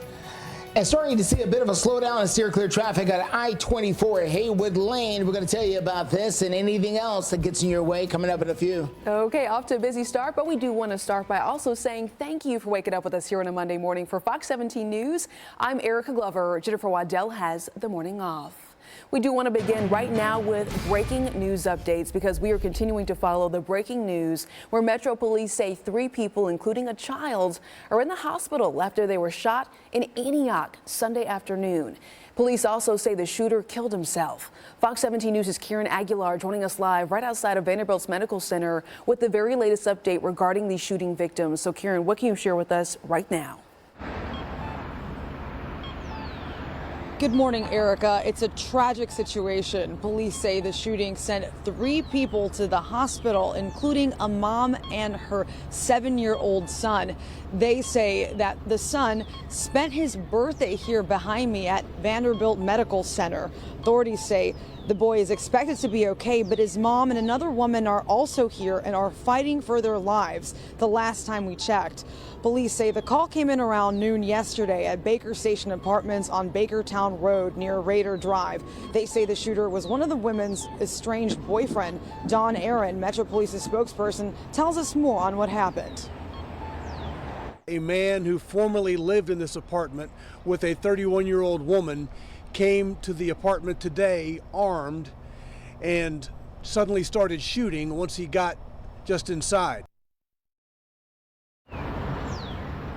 At this time, we are working to identify the victims. I reached out to Metro Police this morning and they still haven't gotten back because it's early. And have that information, we will bring it to you. In the meantime, police are investigating the circumstances surrounding this incident. Reporting live in Nashville, Karen Aguilar, Fox 17 News, your Code Red station.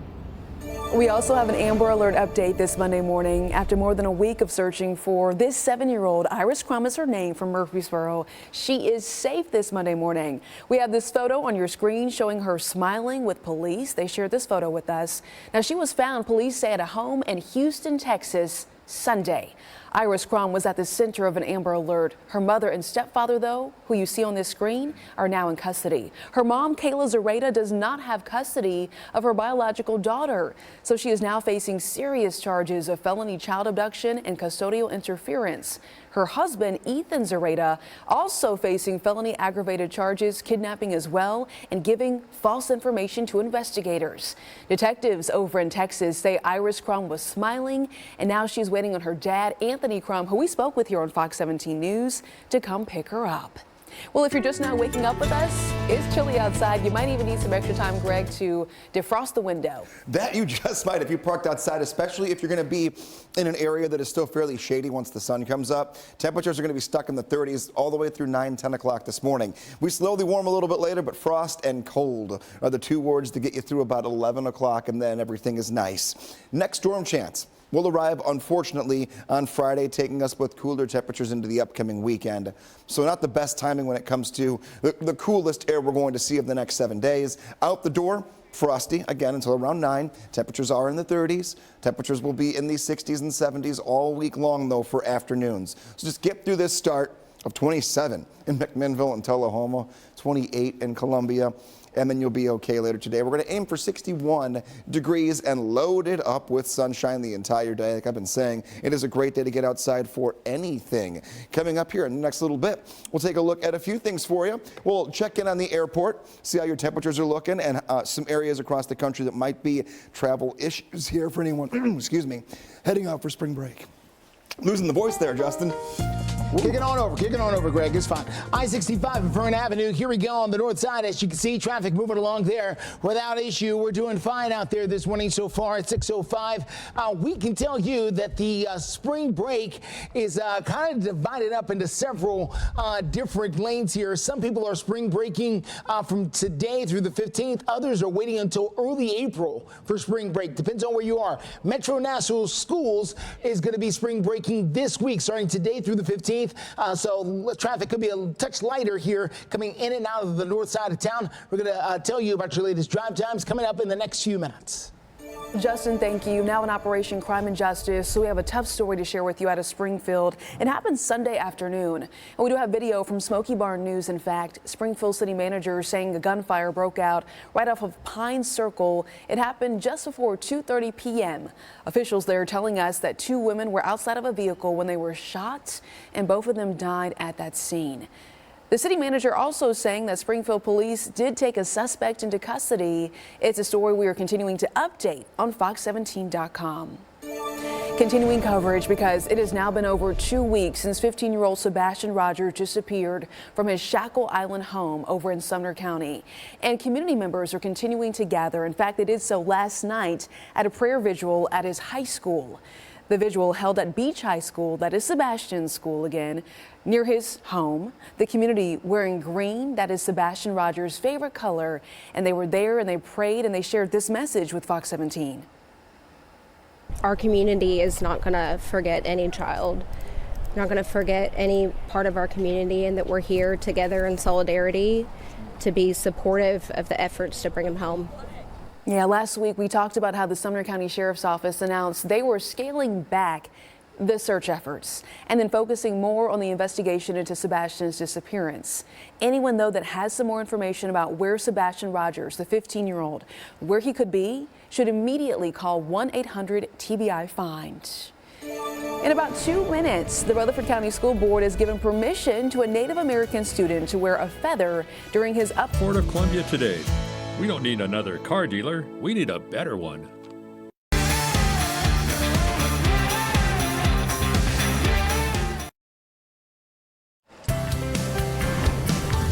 6:09 is the time. One Rutherford County Native American family will be allowed to wear a feather during their upcoming high school graduation ceremony. Now, in Native American culture, the feather is considered to be a powerful symbol in their religious culture. The student was first told that the feather would not be allowed during graduation, but his father took the issue directly to the Rutherford County School Board and told them this. The religious meaning of the eagle feather to all Native American people is we hold the eagle and their feathers sacred to us. We believe they represent honesty, truth, power, and wisdom, and it's our connection with the Creator, God. This would be the same as the cross to the Christians. Feathers are given in times of great honor. For Native young people, receiving an eagle feather is just as significant as earning their diploma. I'm going to tell y'all right now, this is not a fight that we want to fight. I'm going to put a motion on the table to allow this gentleman to wear that on his hat. Second. Thank you. And just like that, they took a vote, and the board decided to allow the feather to be worn in that upcoming graduation ceremony on grounds of religious freedom. Now, coming up, we're going to hear a little bit more from the father about why the feather is so significant to be worn in this particular cap. And here we are at 6:10, looking at the broad strokes of your forecast here on a Monday morning, getting the brand new week started today. What can you expect just walking out the door? Well, still dark outside, that's one thing. Frosty on some windshields. Crystal clear, better for the afternoon. The cold start, but the sunshine that will follow it will get us from winter coats this morning to sunglasses and maybe a light jacket or a hoodie later on this afternoon. You should be in a pretty nice place to be outside. Taking a look, 30 right now in Lebanon, 29 for your wind chill. This is the feels like temperature. The one thing we've got going for us this morning is most of us don't have much of a breeze, but even a little breeze knocks the temperature down very quickly for how it feels. Look at places like Hopkinsville. 21 is your wind chill. It is definitely cold across the board for everyone to wake up to on this Monday. And you can see it's not just us. Perspective is always nice. A good chunk of the country is in the blue, purple shading. It's 37 down in Atlanta, but our temperature here is actually colder than Chicago and St. Louis. We're just in that little dip of the really cold air. Only lasts today and tomorrow. We'll look ahead in your 7-day forecast to a couple of days well into the 70s and the next chance for you to need the umbrella when you're heading around town.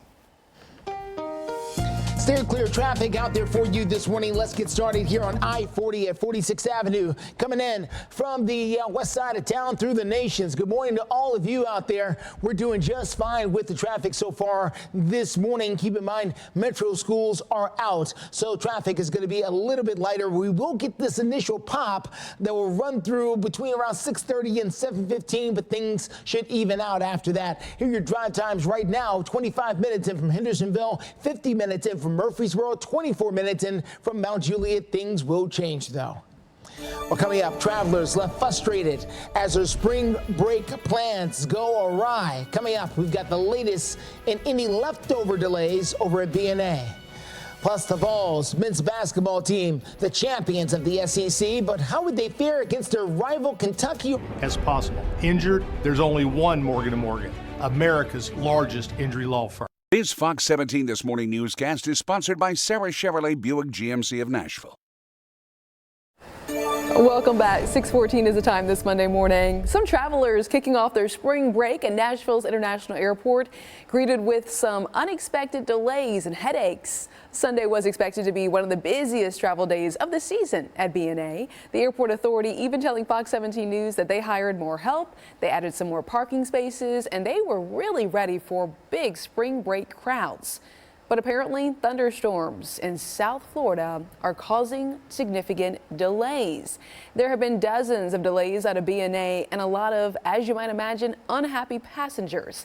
In Orlando, more than 100 Southwest flights were canceled because of thunderstorms. Now, we did check this morning at BNA, no issues as of right now, but we do want to hear from you. We asked over on our Fox Nashville X accounts were your travel plans to or from BNA impacted by weather this weekend. You can see the results right here live.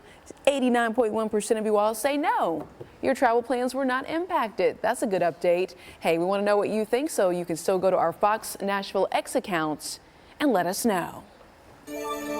In sports news, 4th-ranked Tennessee men's basketball team eyeing that coveted #1 seed in the upcoming NCAA tournament this week. Unfortunately, though, for the Vols, their chances took a bit of a hit when they lost to 13th-ranked Kentucky.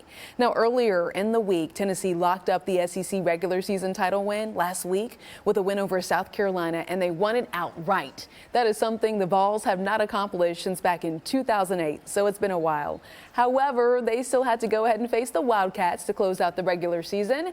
And even with Vols star Dalton Knecht putting up a career-high 40 in that game, Kentucky was still able to edge out the Vols. The final score, 85-81. Now listen, this does not mean that the Vols have lost all hope at the #1 seed in the tourney. A couple of big resume-building wins this week during the SEC tournament at Bridgestone Arena can help them make their case. So we got to stay tuned. And of course, we'll share all the highlights right here on Fox 17 News. All right, Greg, got a question for you. Are you adjusting to the daylight saving time shift? Not yet. Not yet? It's going to take some time? I'm thinking until about, the next time we change the clocks. That's typically how it works for me. I always like the springing forward is much more difficult than the falling back. Sleep. Okay.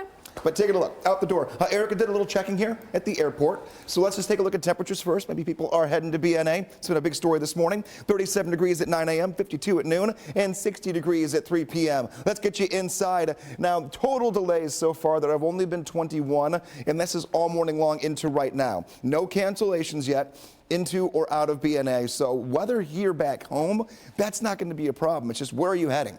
Florida's a hot spot. We have the Northeast, they're seeing a bunch of snow right now. So just because your flight looks good, because we're going to have sun, doesn't necessarily mean that where you're going or where folks are coming from might be seeing a little bit different weather. So keep your eye on that. And we will as well throughout the morning all the way through 9. Let's just fast forward you Thursday and Friday. Next chances for rain between now and then. Winter coat this morning and sunglasses for later on this afternoon. You'll hit a high right around 60 after the start in the 20s and 30s. Coming up in the next check of your forecast, I'm going to look ahead to that rain timing Thursday and Friday, and also what day could hit 80 degrees this week. Steer clear traffic out there for you this morning. Let's get you to the north side. This is going to be 65 at Trinity Lane. As you can see, traffic up there moving along pretty well, even though things are starting to slow down. Now, keep in mind, I've been repeating it all morning because it's worth repeating.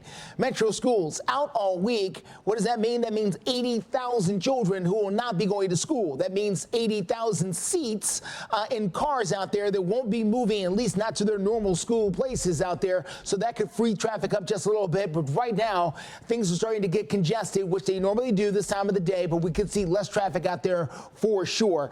This is the drive-in from I-24 through Riley Parkway, also looking okay, not as crowded as it could look. Again, no school for a good part of the mid-state. We're going to continue to follow things out there and let you know whatever it is that we find. Justin, thank you. Also making international headlines, Saudi Arabia has announced that today is going to be the first day of the Muslim holy month of Ramadan. Their announcement coming after Muslim religious leaders in that country saw the crescent moon Sunday evening. Egypt, Kuwait, Palestinian territories, including Gaza, are among the countries that confirmed today will mark the beginning of the fasting month of Ramadan. However, some other countries like Iran, Jordan, and Indonesia say they're going to begin Ramadan Tuesday after failing to see the crescent moon in their areas Sunday evening. And on the eve of the Muslim holy month of Ramadan, Palestinians tried to get in the spirit by shopping for whatever was available. More than half of Gaza's population, though, is packed into the city of Rafah, and the area still faces a dire shortage of food. Prices there have skyrocketed, making many necessities just unaffordable for the majority of the population there. Despite the difficulties, communities in Rafah are still eager to, they say, celebrate the true blessings of the holy month. Nashville council member, Zulfat Suwara, who's the first Muslim to serve on the council, presented a proclamation calling for a permanent ceasefire at a rally for Palestine. It happened on Saturday. She cited Ramadan as one of the reasons for her petition, and you can read more about what she had to say about this by heading to her X account, and also we have it shared up on fox17.com. Just ahead, police are looking to track down this person responsible for a bank robbery. How you can help when it comes to the search for this person. And also, just want to say thank you for waking up with us here on Fox 17 News. Take a look at that sunrise, a beautiful start to a Monday. We are only Empire. 800-588-2300 Empire. Today.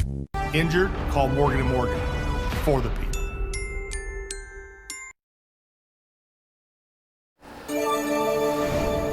Welcome back. 6:23 is the time. We're going to talk about Operation Crime and Justice because there is a search that is ongoing for a man who police say hit up a bank in Murfreesboro. So maybe you recognize or have some information that can help police. They say this person walked into the CNS Bank on South Church Street just before 10 o'clock Friday morning, and he was armed with a revolver, and you can see right here wearing a hooded sweatshirt, a mask, some gloves. Okay, the robber who they're trying to find, well, if you have any information, you were asked to call the Murfreesboro Police Department. Greg stepped out for a moment, so we do want to give you your Code Red Fox 17 News weather update. This is your out the door Monday morning forecast, and yeah, it's a chilly one. Greg was saying earlier it's a day to have your winter coat and also have your sunglasses. But don't worry, it is going to get warmer progressively throughout the rest of the day. But 7 a.m., 32 degrees, and then if we look at 9 a.m., 37 degrees. So definitely, if you're heading out, maybe you are heading to the school bus stop, maybe you're not on spring break just yet, you do not want to forget your winter coat today. We do want to check in, though, for your steer clear traffic update. All right, steer clear traffic for you this morning. Let's get you out to I-24. This is close to Haywood Lanes. You make that drive in from the Antioch area, from the Smyrna area, Laverne, all that out there. You're driving to town, starting to punch up and slow down a little bit here. At last check, it was around 51 minutes from Murfreesboro into downtown Nashville. That is always subject to change. The average time lately gets about to an hour, sometimes an hour and 15 minutes on this particular drive, but right now we're doing okay. No big accidents to tell you about either on I-40. This is very close to Dallas and Pike. The construction out here on I-40 very close to Dallas and Pike continues. They are realigning all of Dallas and Pike. They put up new signage out here as well. So if you want to know where the parking is out there, they've got new signage. How do you get to the prepaid lots? They've got signage out there. So just know lots and lots of changes happening out here as well. We'll continue to watch the roads out there for you, let you know whatever it is that we find. Okay, Justin, thank you. Hey, take a look at this. A photo released right here by the Prince and Princess of Wales showing a smiling Kate with her children. Well, it's been retracted, and a lot of folks are talking about this on social media, which is why we're sharing it with you. The Associated Press and other news agencies says that this photo does appear to be manipulated. And you can see if we kind of zoom in here, it's inconsistent alignment of Princess Charlotte's left hand. Well, it fueled a whole lot of conspiracy theories regarding Kate's health because she reportedly had surgery and spent weeks out of the public eye. So folks are wondering what is going on. Well, new this hour, she has apologized for, quote, confusion caused by her editing of a family photo released by the palace. In a post on social media, she also wrote that, like many other amateur photographers, I do occasionally experiment with editing. I want to express my apologies for any confusion the family photograph we shared Sunday caused. Well, the exact nature, by the way, of the surgery that she did have has not been shared, so it's a story that we'll continue getting some more updates about. We're also following the lottery, another chance at the jackpot. We're going to talk about the latest lottery winning opportunities and how you could score a whole lot of cash in 2 minutes. And also a shooting out of the Antioch area. Ashley store today. About severe weather threats before they happen. A spin-up tornado can't be ruled out. Fox 17 News alerts, empowers, protects. You're watching Fox 17 News This Morning, your Code Red station. Good morning. Daylight saving time means the official sunrise this Monday morning is set for 7:03, so it's still dark out there. And you're going to want your winter coat and sunglasses today, but by Thursday, we're going to be talking about 78 degrees, a warm up on the way. Steer clear traffic takes us to the north side, 65 and 24, the typical slowdown. We'll tell you the best ways to steer clear.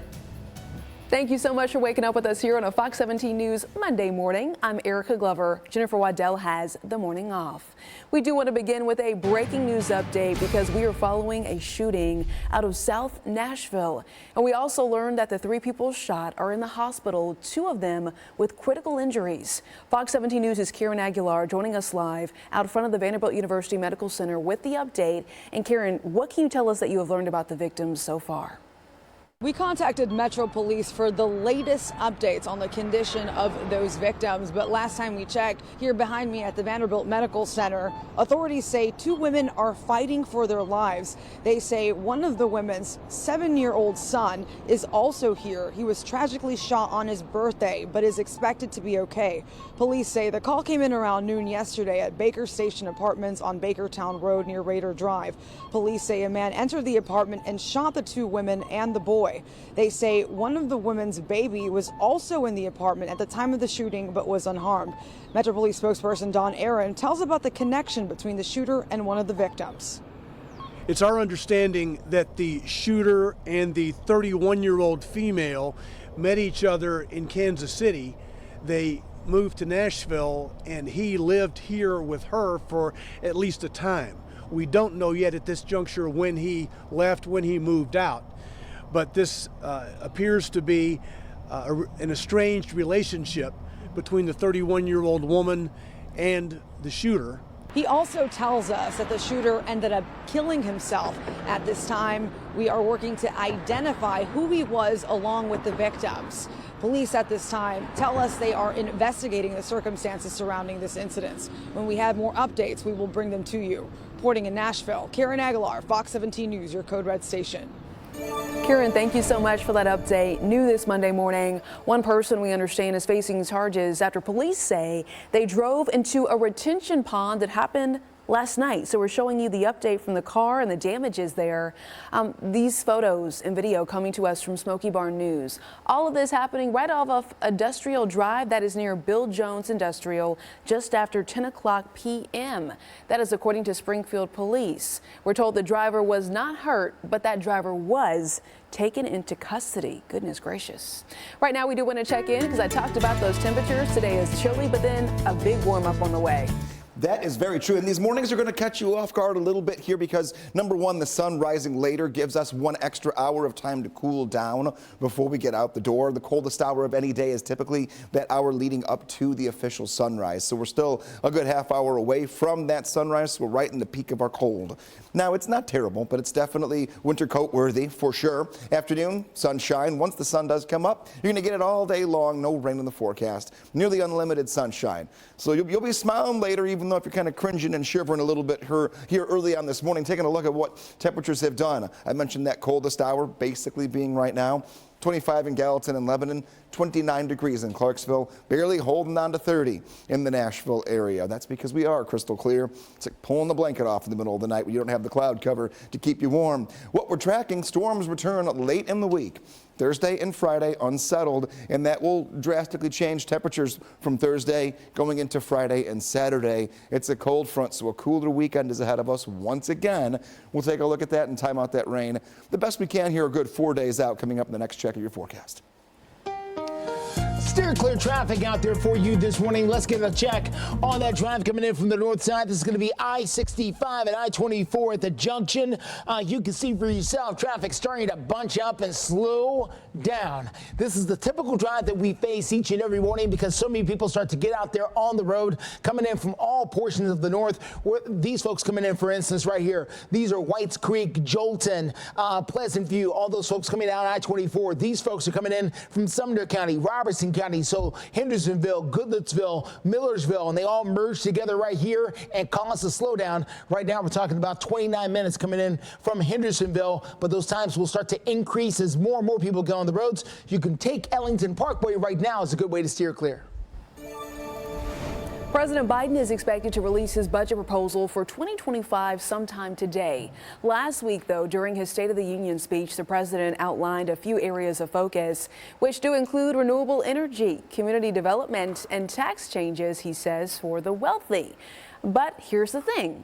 House Republicans, they approved a federal budget plan just hours before the president addressed Congress Thursday. According to Reuters, the House Budget Committee chairman says the plan would reduce federal debt and then stir economic growth. And talking about money, there was no Powerball jackpot winner, okay? It has been a while since there was one, in fact. The jackpot is now estimated at a whopping $532 million. In case you're wondering, it has a cash value of $260 million. And there is another drawing tonight, so you still have time to get your tickets. Even more money is at play when we talk about the Mega Millions. That one climbed to $735 million. The next Mega Millions drawing is going to be Tuesday. A trending story in the sports news. A fight on the basketball court could have consequences when we talk about the SEC Women's Tournament. Goodlettsville's Rivergate Mall is for sale. We're going to tell you how much it could cost and what plans could be in this space moving forward, what a buyer could do with the property. Also ahead, coming to a pharmacy near you, we're talking about flu shot formulas. I know it's also, 8 days from... At Tennessee won't be silent, or call 988 for immediate help. This Fox 17 newscast is sponsored by the Nashville Predators. New this Monday morning, the Rivergate Mall over in Goodlettsville is on the market. I'm mapping it out for you behind me and also going to show you video because maybe you're interested in this. Online listings over on LoopNet say that the more than 500,000 feet space is now up for sale. The LoopNet listing says the mall could be a candidate for, quote, redevelopment, and the zoning would allow the Rivergate site to be changed to office units, retail, or even multifamily housing. The mall, by the way, maybe you're not familiar, you're new to the area. It is between Goodlettsville and Davidson County. It's a very popular spot for folks who have been here for a long time and have a lot of memories, again, at the Rivergate Mall. Let's check in now with our Code Red meteorologist. Waking up this morning here, cold temperatures, but a good looking afternoon. Sun finally starting to come up here. Our lower Broadway camera, you can see the pinks and the oranges, and that will officially be up just after 7 o'clock this morning, and then continue to get us pretty warm pretty quickly, up to 60 by this afternoon. Maybe you want to grab a bite to eat a little bit later. Lunchtime looking dry. Temperature going to be at 49 degrees at 11 o'clock, 52 at noon, and 55 degrees at 1 p.m. So really a nice day, just not necessarily the warmest. We do have warmer times ahead of us, though. We go to 69 degrees for your Tuesday, Wednesday 74, Thursday 78. Warmest day of the week, but also when the next disturbance moves in here for us. A few isolated rain showers on your Thursday, better chance for rain on Friday. We'll have temperatures right near 70, scattered showers, scattered thunderstorms. And let's talk night times. Waking up right now, right side of your screen, not that great. Upper 20s and low 30s. Look at tonight, down to 37 degrees, then it's 40s, 50s, if not even 60 degrees for the rest of the week. So just this morning and tomorrow morning are cold before more mild starts to the day. Steer clear traffic out there for you. Let's take a quick look at I-24. This is very close to the Laverne area there, Waldron Road. As you make that drive in from Laverne and the Murfreesboro area, as you can see, traffic moving along without delay. We're actually doing very, very well for your drive so far this morning. Spring break is going to be a big part of our traffic week, and there are going to be less cars out here because there's going to be less students moving from their home. A lot of people staying at home because of spring break or taking taking vacation, moving out of town. So here are the drive times right now. 29 minutes in from Hendersonville, 53 from Murfreesboro, Clarksville, 61 minutes down from Montgomery County.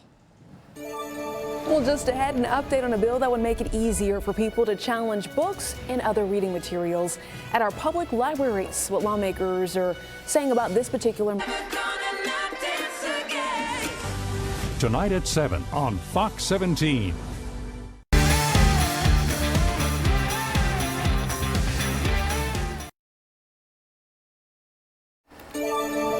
We have an update now and continuing coverage on a bill that would make it easier for people to challenge books and other reading materials at our public libraries. Now, this law would create a petition process to create community standards for what's considered obscene and then kept not accessible for children. That bill, though, hitting a major roadblock this week in a Senate Education Committee. And the vice president of the Rutherford County Library Alliance making this argument against the bill. Listen. Libraries already have a procedure in place. It's called a reconsideration form, where any member of the public can go in and say, I don't think this book should be available to children. It should be moved to the adult section. The difference between that and this petition is that the petition, these are people's opinions. Well, after hearing from witnesses, Senate lawmakers, they went ahead and agreed to study the bill further over this summer. So that does mean the measure is dead as of right now for this particular legislative session. When it comes to entertainment news, the Oscars have come and gone. Maybe you watched last night. Oppenheimer got the Best Picture, finishing the night with 7 wins overall. For Best Actor, Cillian Murphy's role as Robert Oppenheimer, earning him his first Oscar win. And then Emma Stone won Best Lead Actress for her role in Poor Things. That, by the way, is her second Oscar win. And then Billie Eilish, now the youngest person to win 2 Oscars. Eilish and her brother won Best Original Song for What Was I Made For? It was in the popular Barbie movie. It is a sibling's second Oscar award, making her the youngest with multiple wins. 6:45 is the time. Greg, I don't know about you, but I am ready for 78 degrees. And I'm just looking so forward to sitting outside. Oh, yes. Not having to grab a winter coat because I don't know where mine is anymore. I packed it up. We're getting closer and closer to that time of the year where we finally can kind of hang it up and get it out of the way.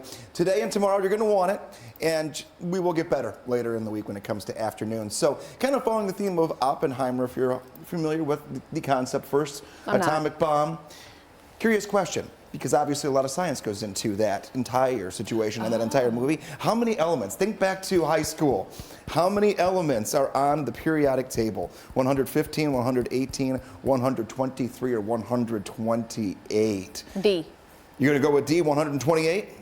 It is 118. Oh. So you were close. You had the first and last number. Thanks for just making the one me in feel the better. middle. Just the one in the middle. But yeah, just a little refresher. I had to look it up too. I haven't used the periodic table since college. Taking a look. Wash or wait is the big question. Green light for today, tomorrow, and Wednesday. Go for it. My car needs a wash. It'll be thankful when I finally get to it. No rain across the board until Friday, but a few isolated rain showers are going to be out there on the radar as we take our way into Thursday. So first rain chance is Thursday.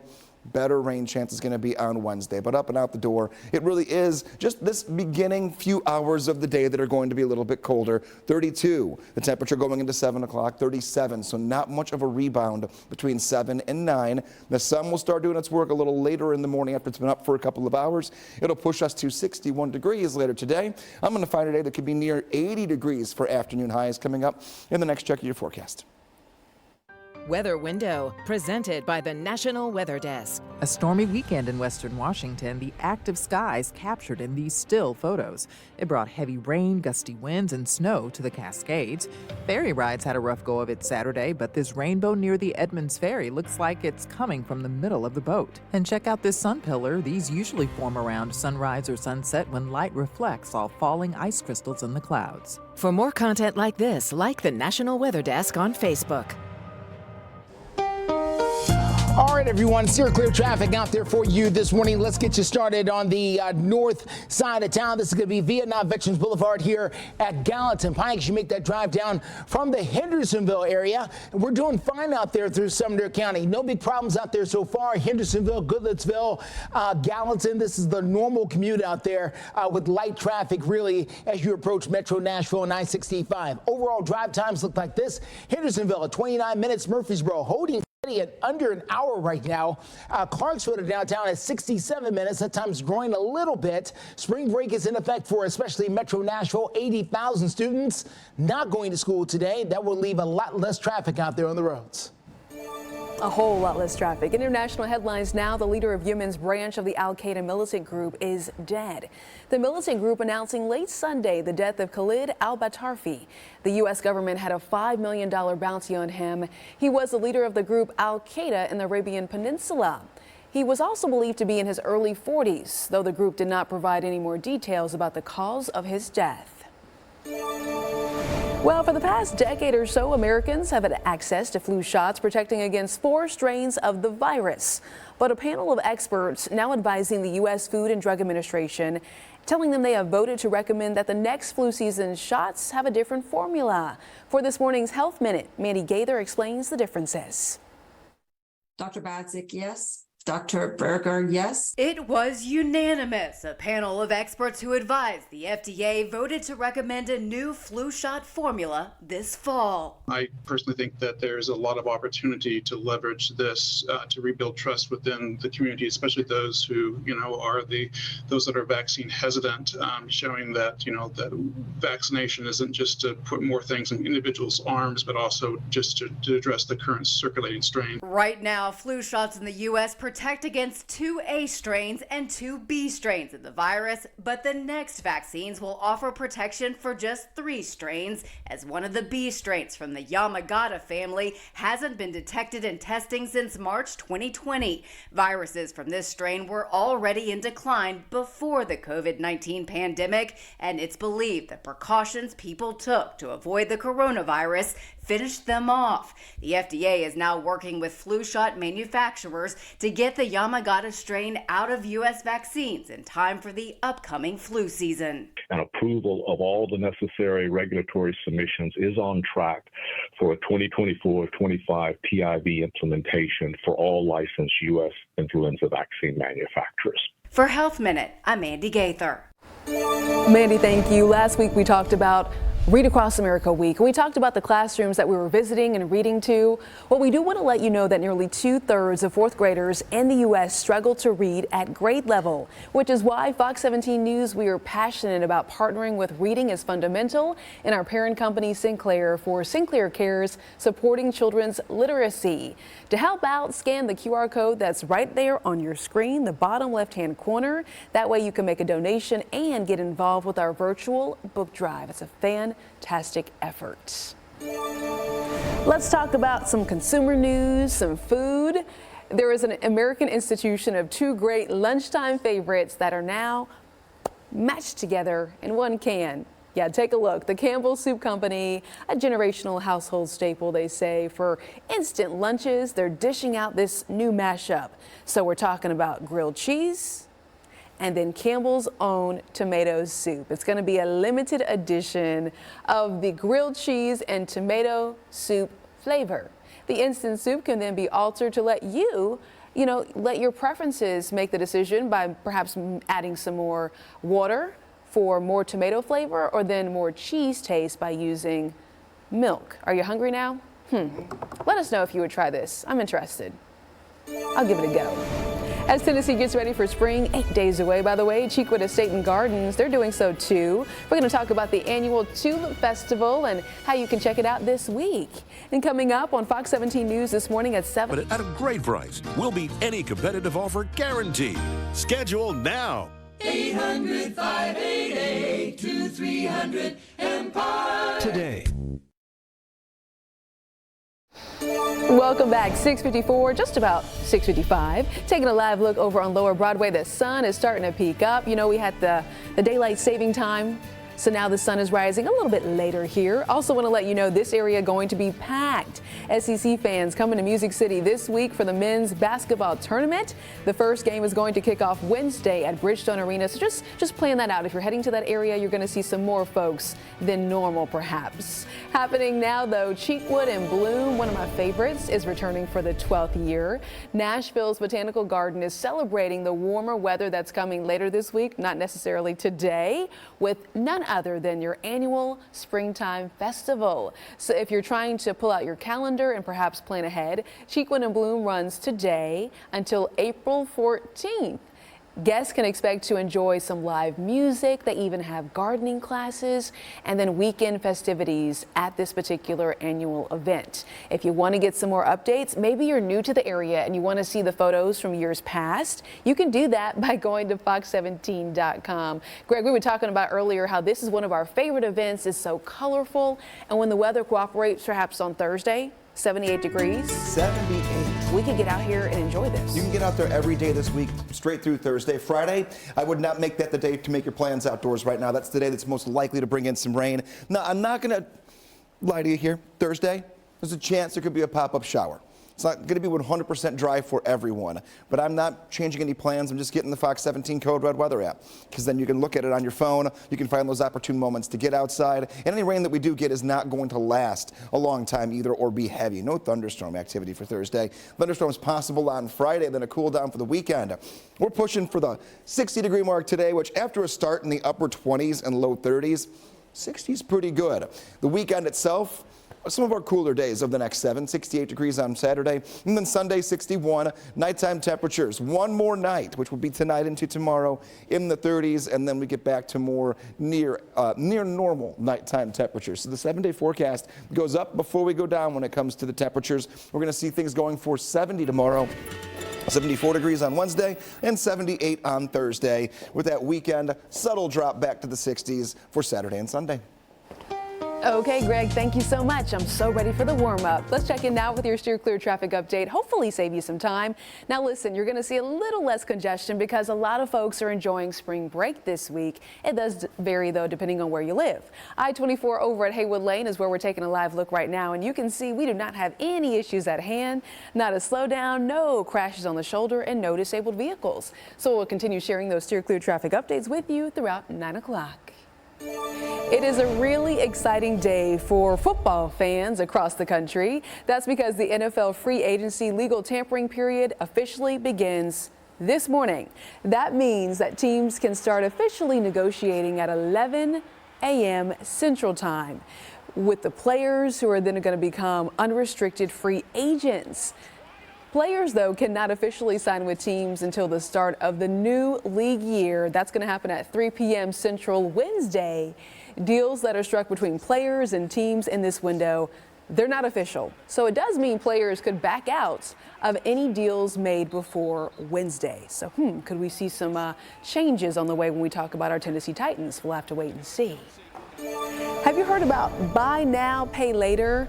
Well, it's causing younger consumers to turn one direction, just trying to keep up. Several reports say younger generations are using that option more often just to keep up on life's daily essentials. Data software company LexisNexis says consumers 35 and under are well over half of the buy now, pay later users. Younger consumers are buy now, pay later for everyday purchase is what they're using it for. So think clothing, travel, groceries, those home needs. One report also says groceries for all the buy now, pay later users has jumped a whopping 40%. Promotional consideration for this program provided by Ponce Law. Do you know someone who is a hometown hero doing amazing things in our community? Because if you do, all of us here at Fox 17 News, we would love to share their story. Ponce Law and Fox 17, we are teaming up to award local hometown heroes $1,000. And we always tell y'all it could be a veteran, a teacher, first responder, I mean anyone, frontline worker, whoever is doing some great things in our community, we want to award them. Nominate your hometown hero this way. Look here by going online at poncelaw.com/hometown hero. Each month, a selected hero will then be featured right here on Fox 17 News. Promotional consideration for this program provided by Ponce Law. You're watching Fox 17 News This Morning, your Code Red station. Making headlines for more than a week, 2 Amber Alerts have had many people across the mid-state on edge. One for 15-year-old Sebastian Rogers and the other for 7-year-old Iris Crum. We have new information and where investigators stand in this ongoing search effort. Also news this morning coming in from South Nashville. Fox 17 News this morning. We are continuing to gather more information as Metro Police say that 3 people, including a child, are in the hospital after they were shot in Antioch or very close to it yesterday afternoon. We're going to tell you what led up to this incident and a little bit more about the victims' conditions. We do want to start, though, by thanking you for waking up with us here bright and early on a Monday morning. For Fox 17 News, I'm Erica Glover. And I am Justin McFarland. Jen Waddell has the morning off. Fox 17 News, your only local news source, live with you from 7 until 9. Suddenly started shooting once he got just inside. Want to begin with some breaking news out of the Antioch area. That is where Metro Police say that a man walks into an apartment and then opens fire. He ends up shooting 2 women as well as a 7-year-old child. The man then took his own life. According to investigators, this all happened at the Baker Station Apartments that's just off of Bakertown Road. Right now, we know that the child is in stable condition, but police say that his mother and the other woman are both battling for their lives inside of a local hospital. We'll continue to give you updates on the conditions of those 2 mothers as more information becomes available. We also have continuing coverage as the story of 2 missing children has really caught the attention of so many across the mid-state. After more than a week of searching for 7-year-old Iris Crum out of Murfreesboro, police now say that she was with her mother and stepfather near Houston, Texas. Her mom, though, does not have custody. Both the mom and stepfather are now in custody and facing multiple charges. I think it's important that at the end of the day that we all remain hopeful. I think there have been, miracles happen every day. Let's also talk about how the TBI is still searching for this 15-year-old right behind me here, Sebastian Rogers, out of Sumner County. It has been 2 weeks since he went missing from his Sumner County home, and volunteers from across Middle Tennessee assisting in the search over the weekend. The community also coming together by holding a vigil at the Sumner County Teenagers High School. Anyone with information about where Sebastian Rogers may be should immediately call 1-800-TBI-FIND. Well, you can always be in the know about what's going on in your community by getting the latest news right at your fingertips. You can always try to be in the know about what's going on by downloading our free app. You can get it by scanning that QR code right there on your screen with your phone, and we can send you updates as things happen. Well, ready or not, spring forward is already here, giving us an extra hour of sunlight. Greg, the clocks may have sprung forward, but when can we expect the spring-like temperatures finally catch up with us? A little later this afternoon. Here's how things are going to be for us here. The afternoon will get us warmer, but now that we have this later sunrise, which we just officially hit, 7:03 right now, officially sunrise. Taking a look. These next few mornings are going to be a little bit colder for longer because the sunrise is a little bit later, so we can't start gaining temperature until closer to 7, whereas a couple days ago it was closer to 6 a.m. Keep that in mind. Right side of your screen, upper 20s and low 30s. Chilly, some frost possible out there. Slowly warming into the afternoon up near 60 degrees. Next storm chance comes in on Friday.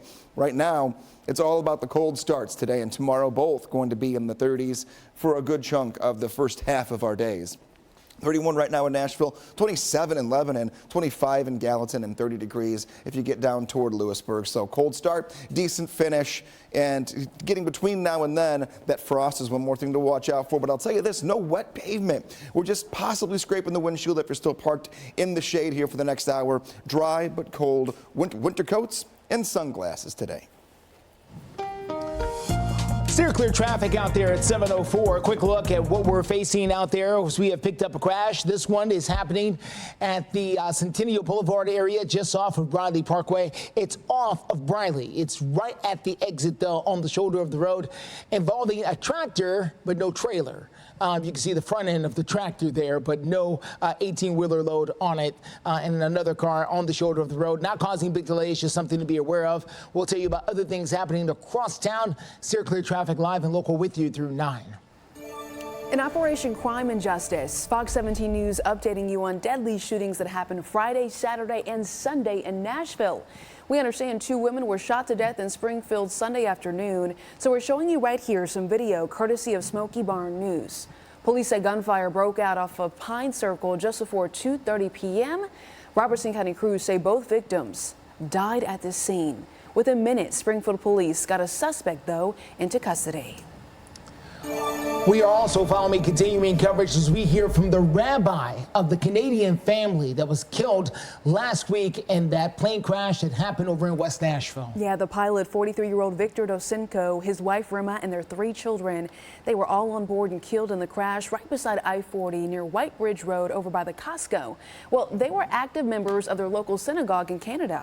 The rabbi tells us that the father, who was the pilot of that plane, volunteered his time installing all the windows at their local synagogue and would oftentimes stop by to pray. The rabbi says he married Victor and Rima at their wedding ceremony and named all 3 of their children. Victor and Rima were unbelievable parents. They had a beautiful relationship between themselves, and we should learn from the way they live their lives by being kinder, by being nicer to one another, and by thinking about what ultimately matters in life, the ultimate goodness and kindness, things that we do. Now, the NTSB is expected to release more information with a preliminary report on this crash later on this month. The Rutherford County School Board has now given permission to a Native American student to wear his feather during an upcoming graduation ceremony, but permission was not granted right away. We've got the special meaning behind this feather coming up. And it's time to let loose and have some fun for students, teachers in their crawl space. But don't worry, we got this. At AFS, we'll do a home inspection for free. This Fox 17 This Morning newscast is sponsored by Tennessee Home Buyers. 7:09 is the time. One Rutherford County Native American family will be allowed to wear a feather during their upcoming high school graduation ceremony. Now, in Native American culture, the feather is a powerful symbol in their religious culture. The student was first told that the feather would not be allowed by the school system. His father, though, took up the issue and took it directly to the Rutherford County School Board, and in a public meeting told them this. My son and I are Native American. We are part of a federally recognized tribe, and although our religious beliefs and practices are not what many of you are accustomed to, they are still our ways of practicing our religion. We use the eagle feather in our tribal dances, ceremonies, and when we pray every day, and they are sacred to us.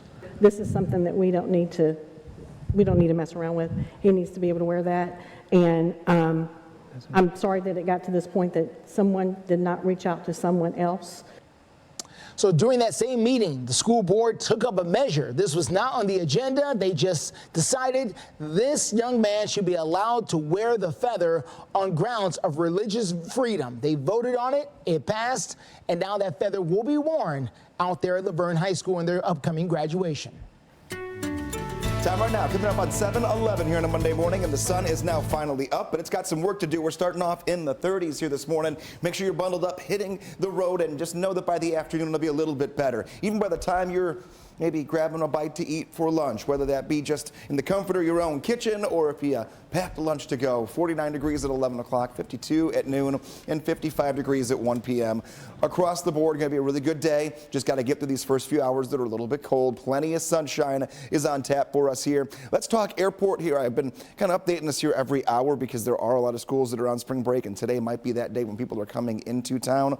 or you're leaving, know that our temperature will be up near 60 at 3 p.m. As far as our forecast goes, we've had 21 total flight delays at BNA so far today. No cancellations. Good news. Our weather back home is not going to be the issue for any flight in or out of Nashville when it comes to our weather. It's going to be the location of your destination or where people are coming into town from for today, tomorrow, and Wednesday, which is at least good news for us here in a very important week. And this is what I'm going to get to coming up in a little bit here. Yeah, we're doing a new thing here on Fox 17 News this morning, getting the brain moving a little bit. How many elements? It's my curious question of the day. We're doing this every day now. How many elements are on the periodic table? Think back to high school. 115, 118, 121, or 128? I'll have the answer for you by the end of the half hour.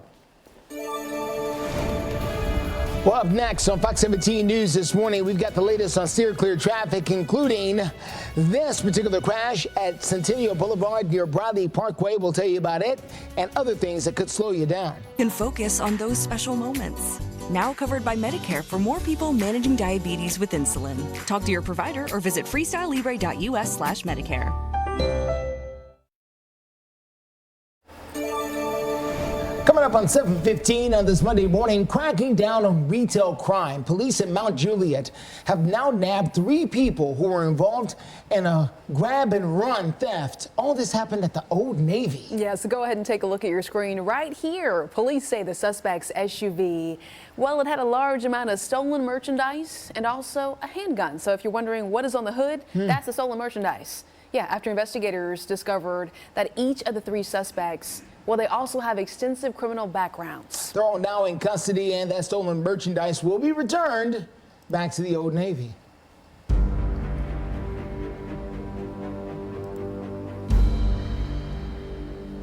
I opened the door and I go outside and there's nothing. And I went into my room and I just boohoo cried because I was like, why would this happen to me? Like, what did I do to deserve this?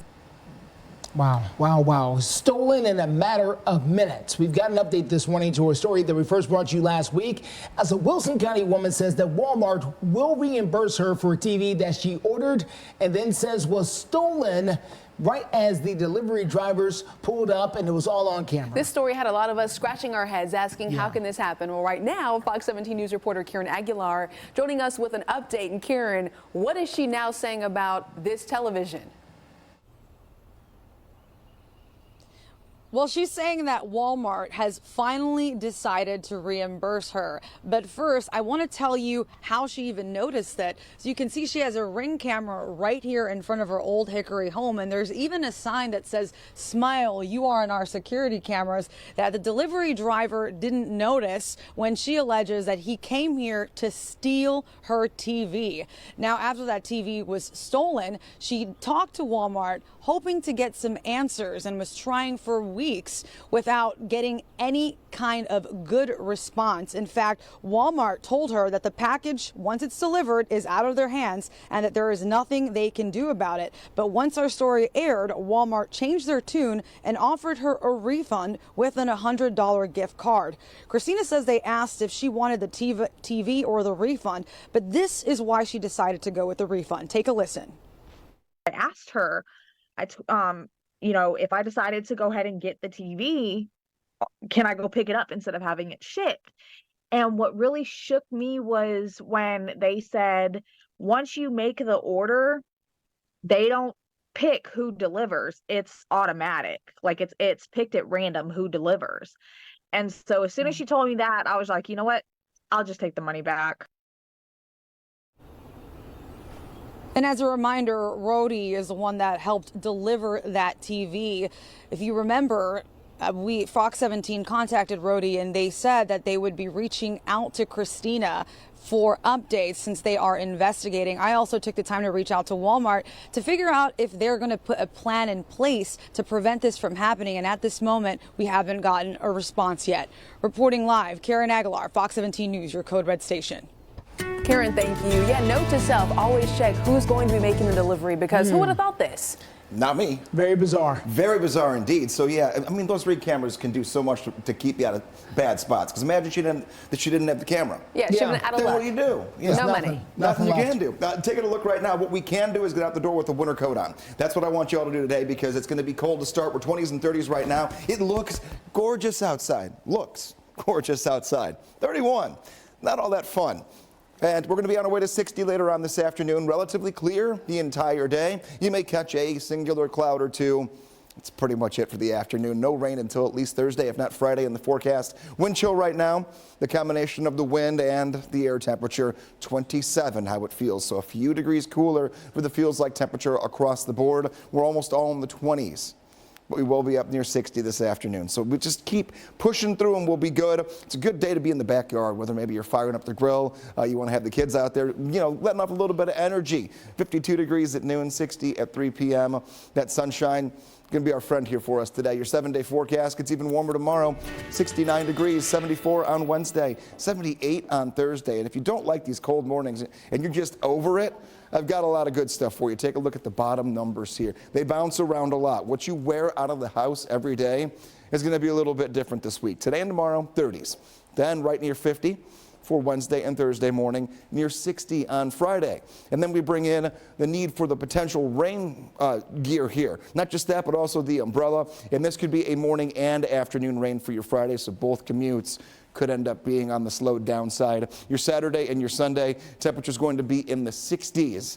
So yes, every day you're going to kind of have a little bit of a tweak to what kind of coat we're wearing, depending upon what time we're leaving.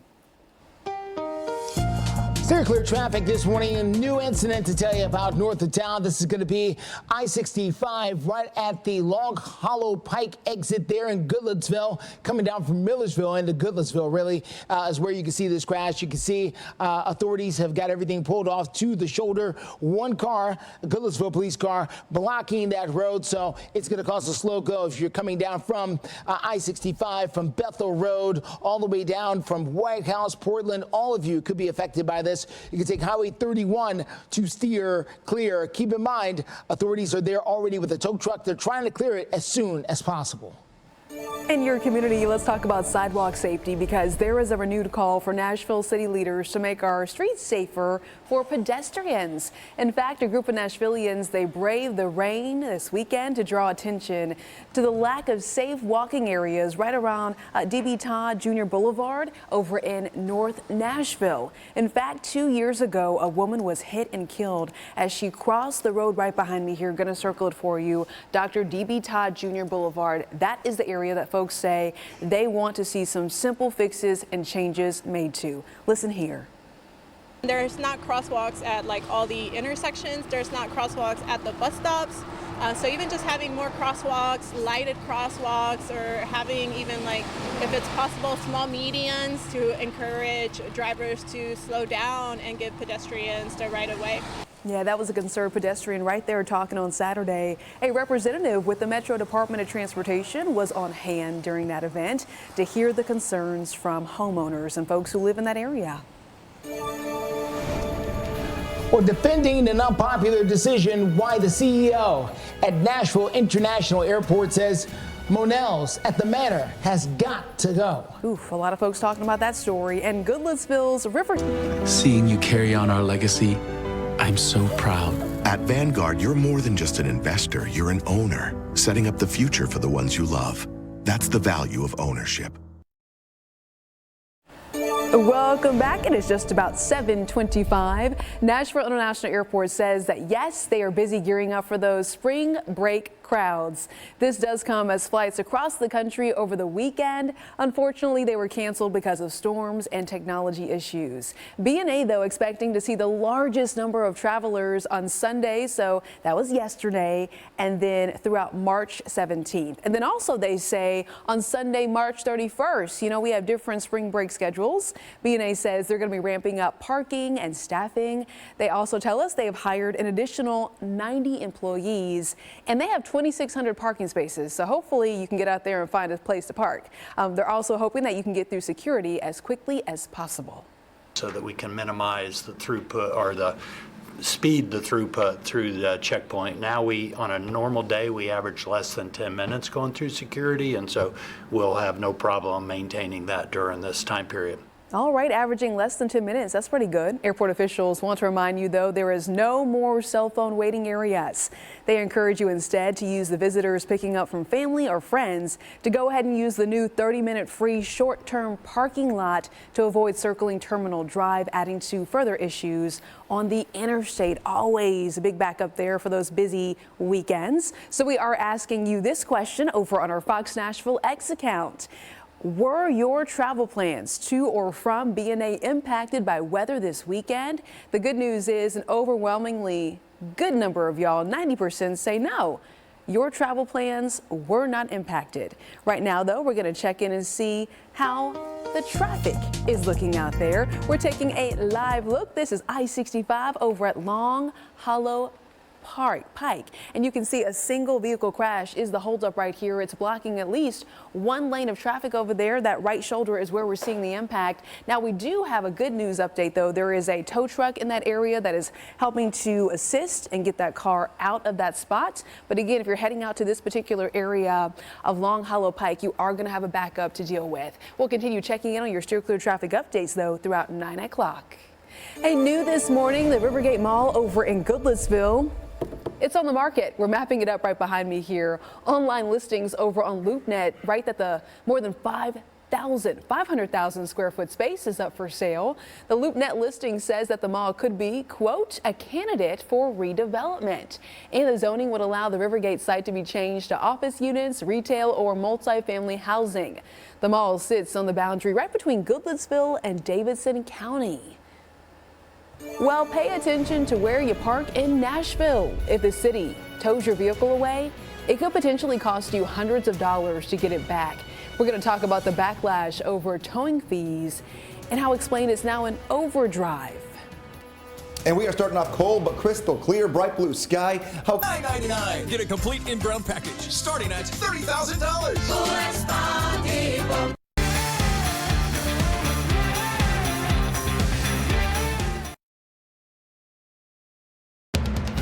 You're watching Fox 17 News This Morning, your Code Red station. Scary moments for the driver of this car over in Springfield after the car ended up in a pond. We have new details on the crash and the driver's condition. Forecast chilly right now, upper 20s and low 30s on the right side of your screen, but there will be a day that's near 80, and I'm tracking the next weather maker by the time we get to the upcoming weekend. Steer Clear traffic provides a slowdown coming from the north side of town. I-65 very close to Long Hollow Pike in Goodlettsville. We're going to tell you the best ways to steer clear.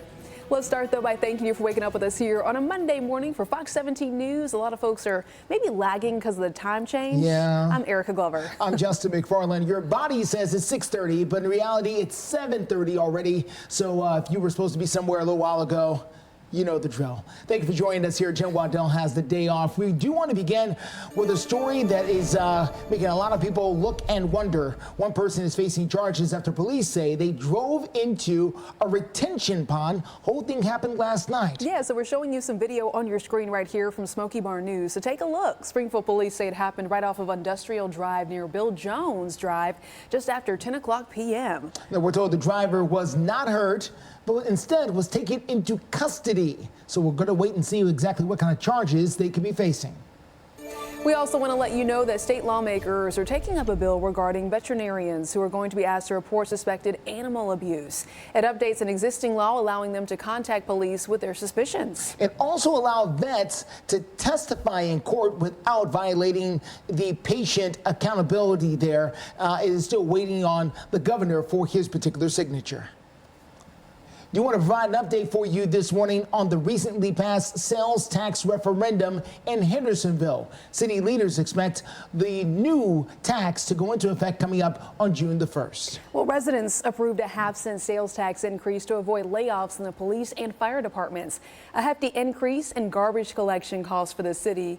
put the budget in a bind. The other option was a property tax increase of $277 per home. We talked about that here, but a sales tax hike allows non-residents who eat and shop in Hendersonville to go ahead and help out as well. Now, the new sales tax will run for 10 years, and it is expected to generate about $9 million a year. Nashville Mayor Freddie O'Connell spotlights some of Nashville's infrastructure needs. Now, he says the city has done very little to address public transportation issues, which he says that needs to be the focus, as a lot of people need to spend that money on these kind of issues. Listen. The average monthly cost of owning a car, according to AAA, has now surpassed $1,000.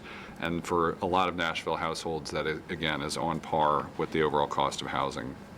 Well, Mayor O'Connell is also in the process of formulating a transit plan that he expects to ask residents to pay for in a November referendum. And we talked about that a lot here. Yes, we did. And that could be coming up here on the ballot, so we'll see. In the meantime, let's get to Greg Phobos. He's standing by with a look at your forecast here on this Monday morning and a cool, crisp start. That it is. Wind chills right now are in the middle 20s, actual air temperature, low 30s. And it is deceivingly cold because looking out the window, it's beautiful. We've got so much sunshine, but then you walk out the door and whew, not so helpful just yet. It'll be up near 60 later today, but definitely bundling up as you're heading out the door. Nearly unlimited sunshine today, tomorrow, and Wednesday. Sunglasses and winter coats for each of the starts, but definitely by the afternoon, tossing the winter coat back of the car. Taking a look out the door. Frost could be on a few windshields still. Think if you park in the shade overnight outside, you may have a little frost on those windows. Temps in the 30s. It's going to hold true through about 10 o'clock, and then we'll finally start to warm up. We're at 31 right now in Nashville, 35 in Dickson, 30 in Lawrenceburg, and 25 in Tullahoma. This is the coldest start we're going to have of the entire week. There will be a day that gets close to 80 degrees. Let's just find it. Let's just get you to your 7-day forecast. Why hold the good stuff back? 61 degrees later today, 69 tomorrow, 74 on your Wednesday. That is my pick of the entire week. Thursday's a little bit warmer, but there'll be an isolated shower or two ahead of a line of showers and storms that will carry us into Friday before we cool down into the weekend. All right, everyone, steer clear traffic for you this morning. We want to try and get you out. There it is. So the very latest on a crash that we've got on I-40 at Spence Lane coming in from the east side. You can see for yourself traffic pulled off there to the shoulder of the road, and it is causing what is normally 5 lanes to be 4 right now until they get this cleared. You want to take Lebanon Pike or Elm Hill Pike is the best ways to steer clear of this particular slowdown. Also following this on I-65 near Long Hollow Pike, 1 car cleared. So 1 more car to go before things are completely finished out there on I-65 coming down from the Millersville area. You can take Highway 31 as the best way to steer clear. By the time you get all the way down into Goodlettsville, you're fine. Justin, thank you. Trending now over on our Fox 17 Facebook page. Many drivers are talking about the hundreds of dollars that you'll end up paying if your car gets towed in Nashville. And I got to tell you, the numbers are surprising. Check this out. So the fee just for the tow truck can be as high as $225. And then once your car gets to the tow lot, there's another $200 fee. And then on top of that, there is an $80 daily storage fee. So we then went ahead and asked what you have to think about this story. One viewer writing here, I swear, Nashville wants to be like California with those prices. And then Paula Giss writing, whoa, that's crazy. Glad I don't live in or visit Nashville. Shane Edwards also writing, I had an old car that got towed at that price. I would just let him keep it and go get a new one. Jamie Davis also writing, as I get closer here, want to see what Jamie Davis was writing about this story over on our Fox Nashville Facebook page. You can go check it out for you. So, and it was just like, it happened so fast. And I was just like, what now? Coming up in a few minutes, I have an update on that bizarre story of a Wilson County woman's TV being stolen right in front of her home by a delivery driver. Also coming up at 7:45, the Volunteers men's basketball. Your followers in this idyllic urban oasis. Plan your trip at charlottesgotalot.com. This Fox 17 This Morning newscast is sponsored by Southeast Financial Credit Union. 7:40 is the time. Porch pirates strike again. After we first brought you the story of the Wilson County woman's Walmart TV being stolen right off her porch during delivery, she says Walmart has now changed her tune. It's frustrating because this could really happen to any of us. Absolutely. I didn't know this. Fox 17 News' Karen Aguilar joining us live in front of the woman's home where she does have cameras set up. Karen, what is the very latest update with this? Good morning. Well, Christina Sherrier says that Walmart decided to give her a refund for her TV and an $100 gift card. This comes after she says that a delivery driver stole the TV right here in front of her Old Hickory home. And of course, it was all caught on her Ring camera. Take a look at your screen. This is what she saw when she reviewed the video.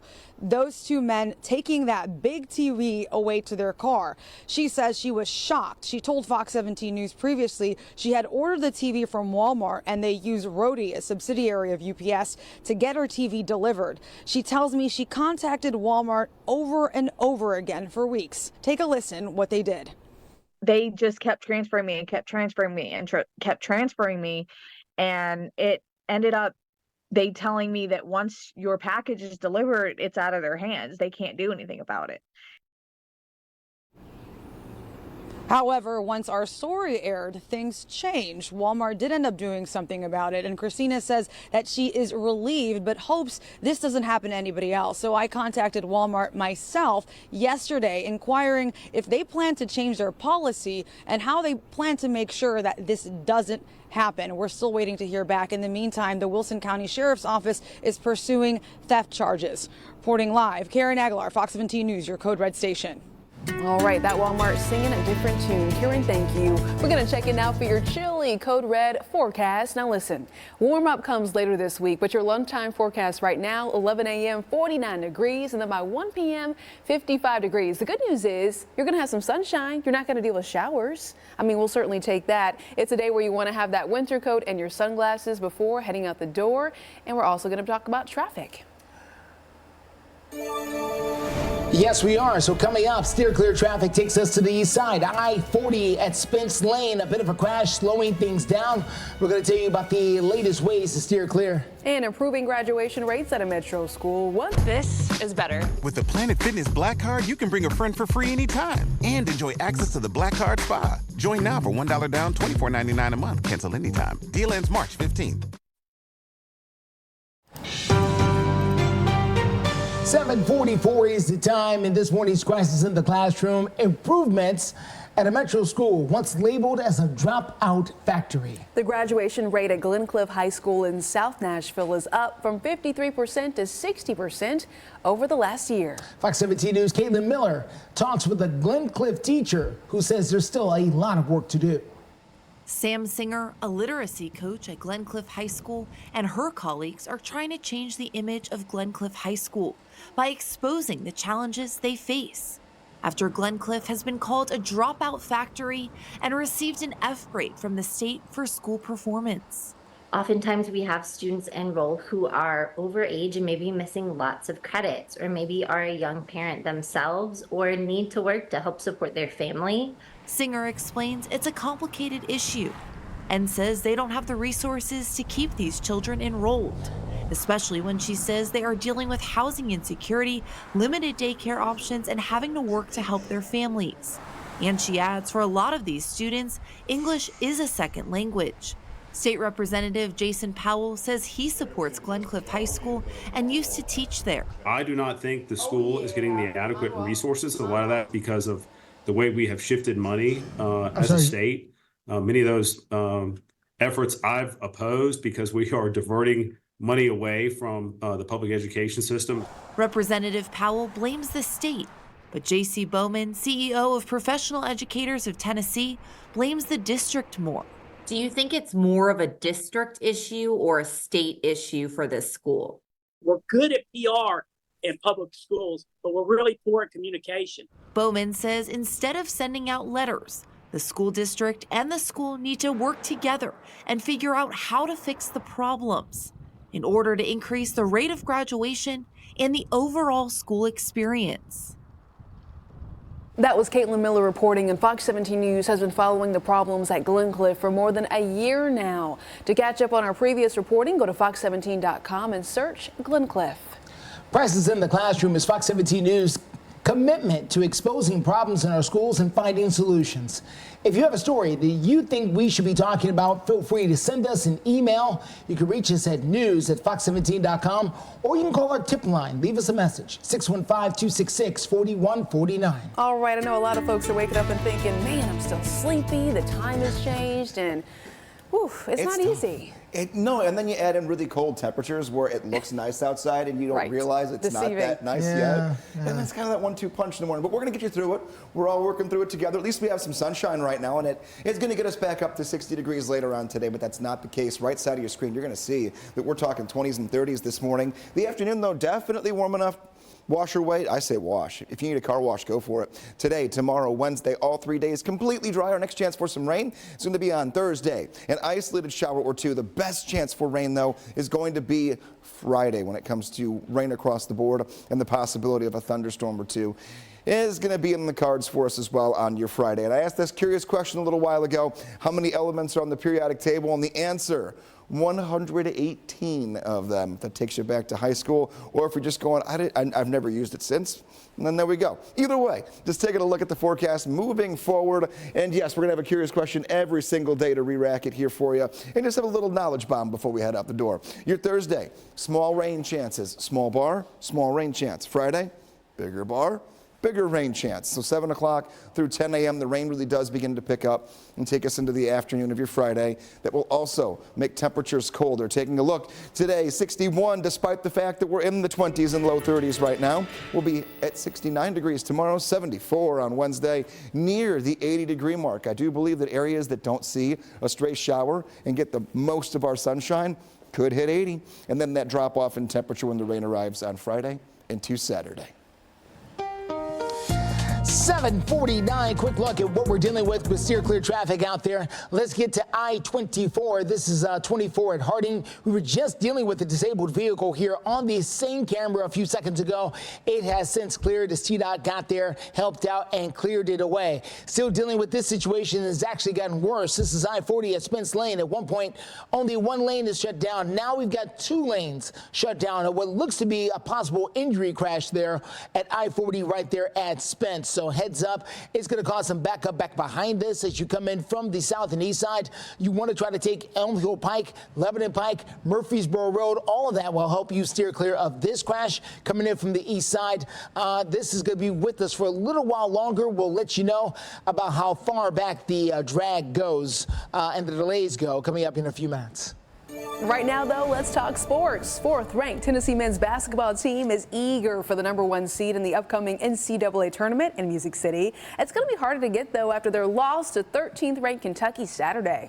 Well, Tennessee did secure the SEC regular season title with a win over South Carolina last week, and they won it outright for the first time since 2008. But they still have to face the Wildcats to close out the regular season, and they did so in an exciting fashion. Dalton Connect was the big star for the Volunteers. He racked up 40 points, but it still was not enough to beat the high-flying Kentucky Wildcats. They win 85-81. All right, well, the SEC men's tournament kicking off Wednesday right here in Nashville at Bridgestone Arena. Vanderbilt gets the 13th seed. The Doors will face Arkansas in the first round Wednesday. And because the Vols are the #1 seed, they do not play until Friday, y'all, in the quarterfinals. They will face the winner of Mississippi State and LSU. Again, that tournament kicking off this week at Bridgestone Arena, Wednesday to be exact. We've got Fox 17 News. We'll be all over it. Our sports director and all of that will be there, and we'll have the very latest coming up in a few minutes. Yeah, we also have to talk about the women, though, because a fight on the basketball court this weekend, it could have some consequences for the SEC women's tournament. Just ahead, a promise to protect and serve. We're going to tell you why Metro Police are spotlighting the women. House and Outbuildings, development potential, 849 Baxter Road in Murfreesboro. Bid live or online Saturday, March 16th at 12 o'clock noon. Let's go sell something. CompassMontgomery.com. I want to let you know about breaking news happening on Fox 17 News when it comes to international headlines. India says they have successfully conducted their first test flight of domestically made missiles that can, they say, carry multiple warheads. India's prime minister says that the missile has several independently targetable reentry vehicles. A lot of words there. The country has been developing its medium and long-range missile systems. That's what you need to know. Since the 1990s, as well as their strategic competition, they say, with China grows, they continue to make those changes. And a look at our forecast here for you today, getting our way through the week and toward the weekend. Here's what we can expect. A few showers are going to be out there for us both of the days of the weekend, Saturday and Sunday. Timing is not ironed out yet. I'm going to tell you that right now because we have a weather maker that moves in on Friday, how quickly that moves in. And that one's a little more set in stone in terms of morning into the afternoon. Once that's out of here, a better handle on the specific hour-by-hour timing. Just know that there's a small chance we could be seeing a few showers each of the days. Taking a look, 68 degrees your temperature on Saturday, 61 on Sunday. Nighttime temps will be in the 40s, so by no means as cold in the starting of their day as we get toward the weekend compared to today. Today, we're waking up in the upper 20s to right near 30 degrees. Get the Fox 17 Code Red weather app right there on your screen, and you can always check those hour-by-hour temperatures. They're going to fluctuate each and every morning, a little different than the morning before it. This morning, winter coats and sunglasses for later today.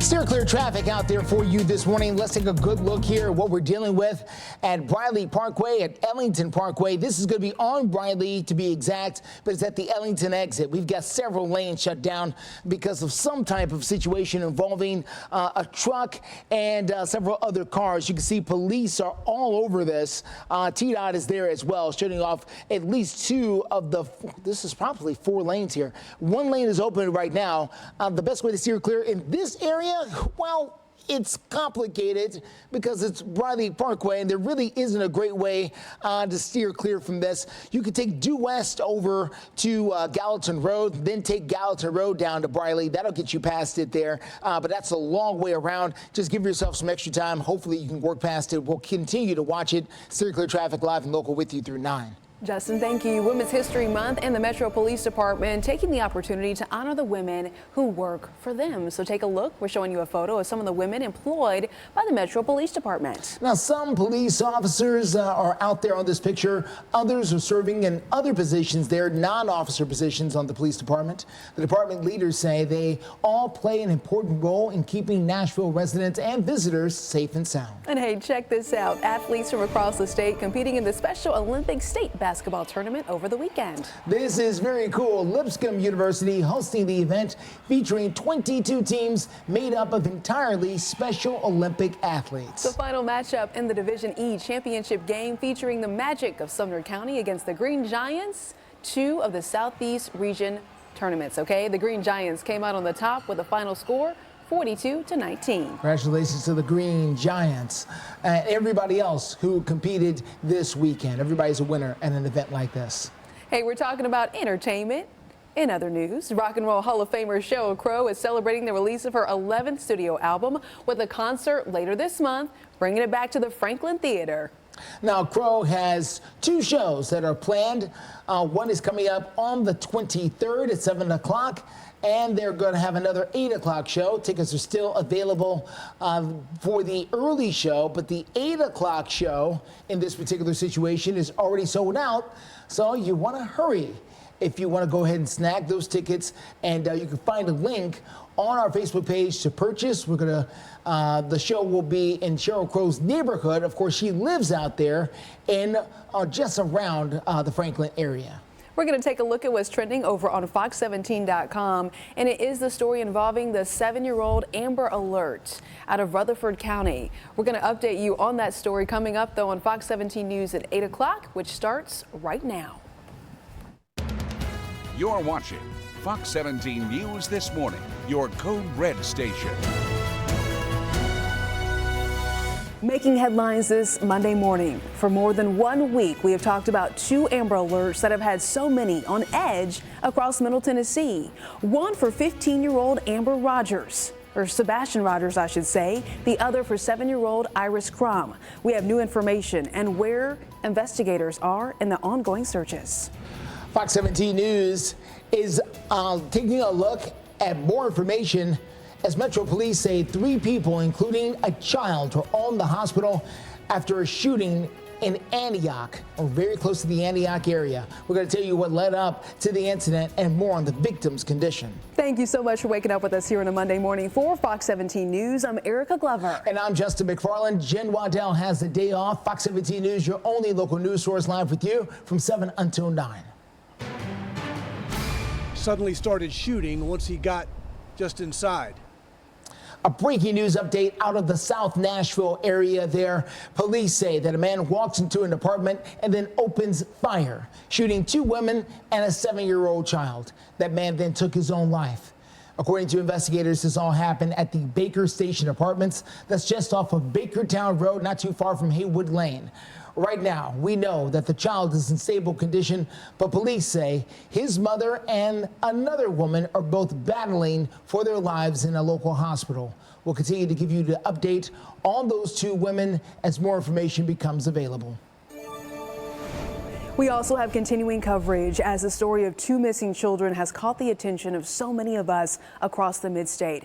After more than a week of searching for 7-year-old Iris Crum from Murfreesboro, she is now safe. Police say she was with her mother and stepfather near Houston, Texas. Her mom, though, does not have custody. Both the mom and stepfather are now in custody and facing multiple charges. I think it's important that at the end of the day that we all remain hopeful. I think there have been, miracles happen every day. This Monday morning, the TBI is still searching for 15-year-old Sebastian Rogers, and we know it has been 2 weeks since he went missing from his Sumner County home.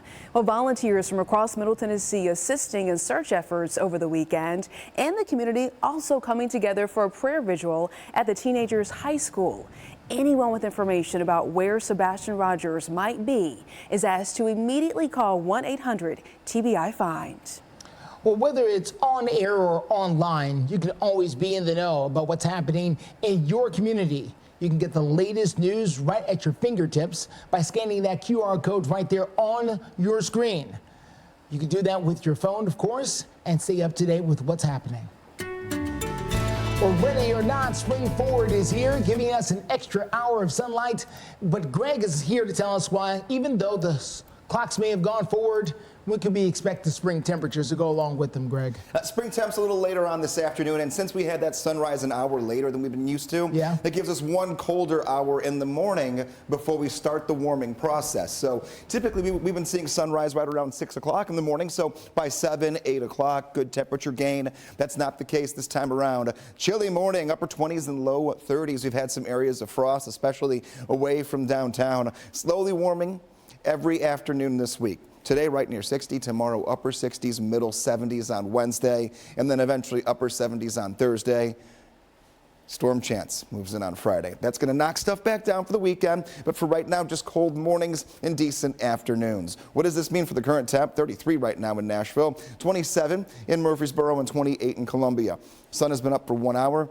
Haven't really seen temperatures move all that much. We'll be in the mid to upper 30s about an hour from now, and eventually 50s to right near 60 this afternoon. We're all clear for code red. Nothing to worry about right now. Storms do return late in the week, so we'll track those and keep our eyes on the timing and how strong they could end up being when it comes to not just time of the day, but also intensity. 61 degrees this afternoon, nighttime temp in the 30s one more time, and then we go to the 40s and 50s at night. That big old warm up through Thursday. We have to talk about the exact initial timeline that we will have to tweak here, but first thoughts on the rain for Thursday and Friday coming up in the next check of your forecast. Steer clear traffic, a couple of things to tell you about. Let's get started on the north side. This is going to be Broadley Parkway at Ellington Parkway. A few lanes blocked off because of something out there. You can see there's a truck involved, and they're maneuvering things around. This is a very busy and unusual scene. Police are on the scene, TDOT on the scene. They've got 1 lane blocked off in the middle, but they're forcing traffic to move around. So only 1 lane open as a result of this crash out there this morning. I would suggest giving yourself an extra 15 minutes if you know you've got to use Bradley Parkway to get from, say, the north side of town, from Trinity Lane, but you work over in Donaldson, so you have to take Bradley Parkway up and around past Opryland. That is where this is going to get in your way. Give yourself some extra time if you know you have to head that direction. The other thing we're following is I-40 at Smith's Lane coming in from the east side. For this mess, there's 3 different ways to deal with it. Elm Hill Pike, Lebanon Pike, Murfreesboro Road. All three will help you get past this depending on where you're coming from, of course. We'll continue to watch this crash as it's been with us now for a little bit. Now to continuing coverage as we hear from the rabbi of the Canadian family killed earlier last week in a fiery plane crash. All that happening over in West Nashville. Now the pilot is a 43-year-old man named Victor Dalasinko.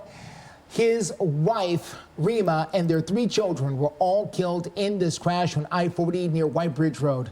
They were all active members of the local synagogue there in Canada. Their rabbi telling us that the father volunteered his time installing all the windows in their synagogue and would often stop by to pray.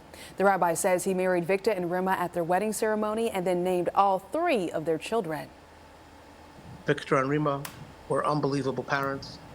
They had a beautiful relationship between themselves, and we should learn from the way they live their lives by being kinder, by being nicer to one another, and by thinking about what ultimately matters in life, the ultimate goodness and kindness, things that we do.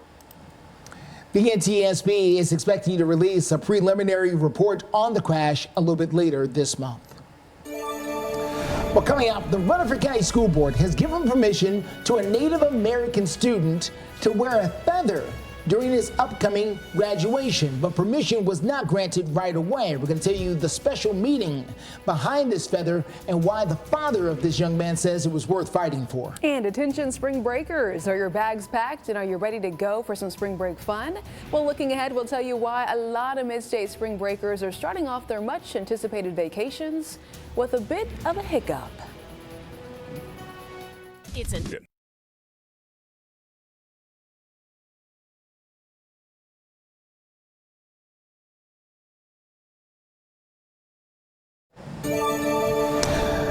8:09 is the time. One Rutherford County Native American family will be allowed to wear a feather during the upcoming graduation high school ceremony. The Native American culture says that the feather is a very powerful signal, or symbol rather, in their religious culture.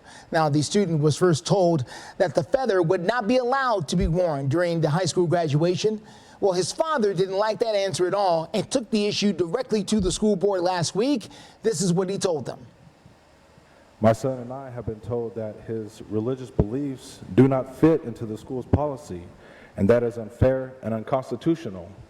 Unless you're going to tell all students, that includes the girl who wears the hijab or the Jewish boy that wears the yarmulke, that their religious items are not permitted at graduation, then my son should be allowed to wear his religious item, that being the eagle feather. I'm going to tell y'all right now, this is not a fight that we want to fight.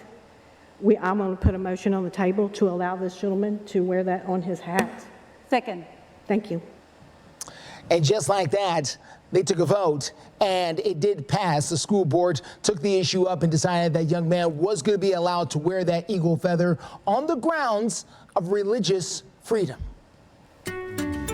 8:10 your time right now, and taking a look at your forecast, getting you up and out the door here. March 11th, the last Monday, well, the last full week of winter really for us here, and it does feel like it. We have temperatures in the upper 20s to low 30s, 9 o'clock still in the 30s. 44 at 10, a little bit better, and then right near 50 degrees at 11 o'clock. So if you can hold off getting out the door until a little bit later this morning or early afternoon, you might even be able to leave the winter coat at home. We'll be up near 60 middle of the day. Now, I promised I'd give you the rough estimate here when it comes down to first thoughts on rain chances for Thursday and Friday. Thursday, small bars mean small chances, but we're talking morning into early afternoon, kind of dying down for a little bit toward the evening hours, really picking up as we go into your Friday. Friday morning and afternoon, rain starts moving in from west to east, so from left to right side of the screen whenever you look at the radar, and there will be a few claps of some thunder in here. Widespread activity is expected for Friday. Not widespread severe weather, widespread activity. There is a difference. There'll be some showers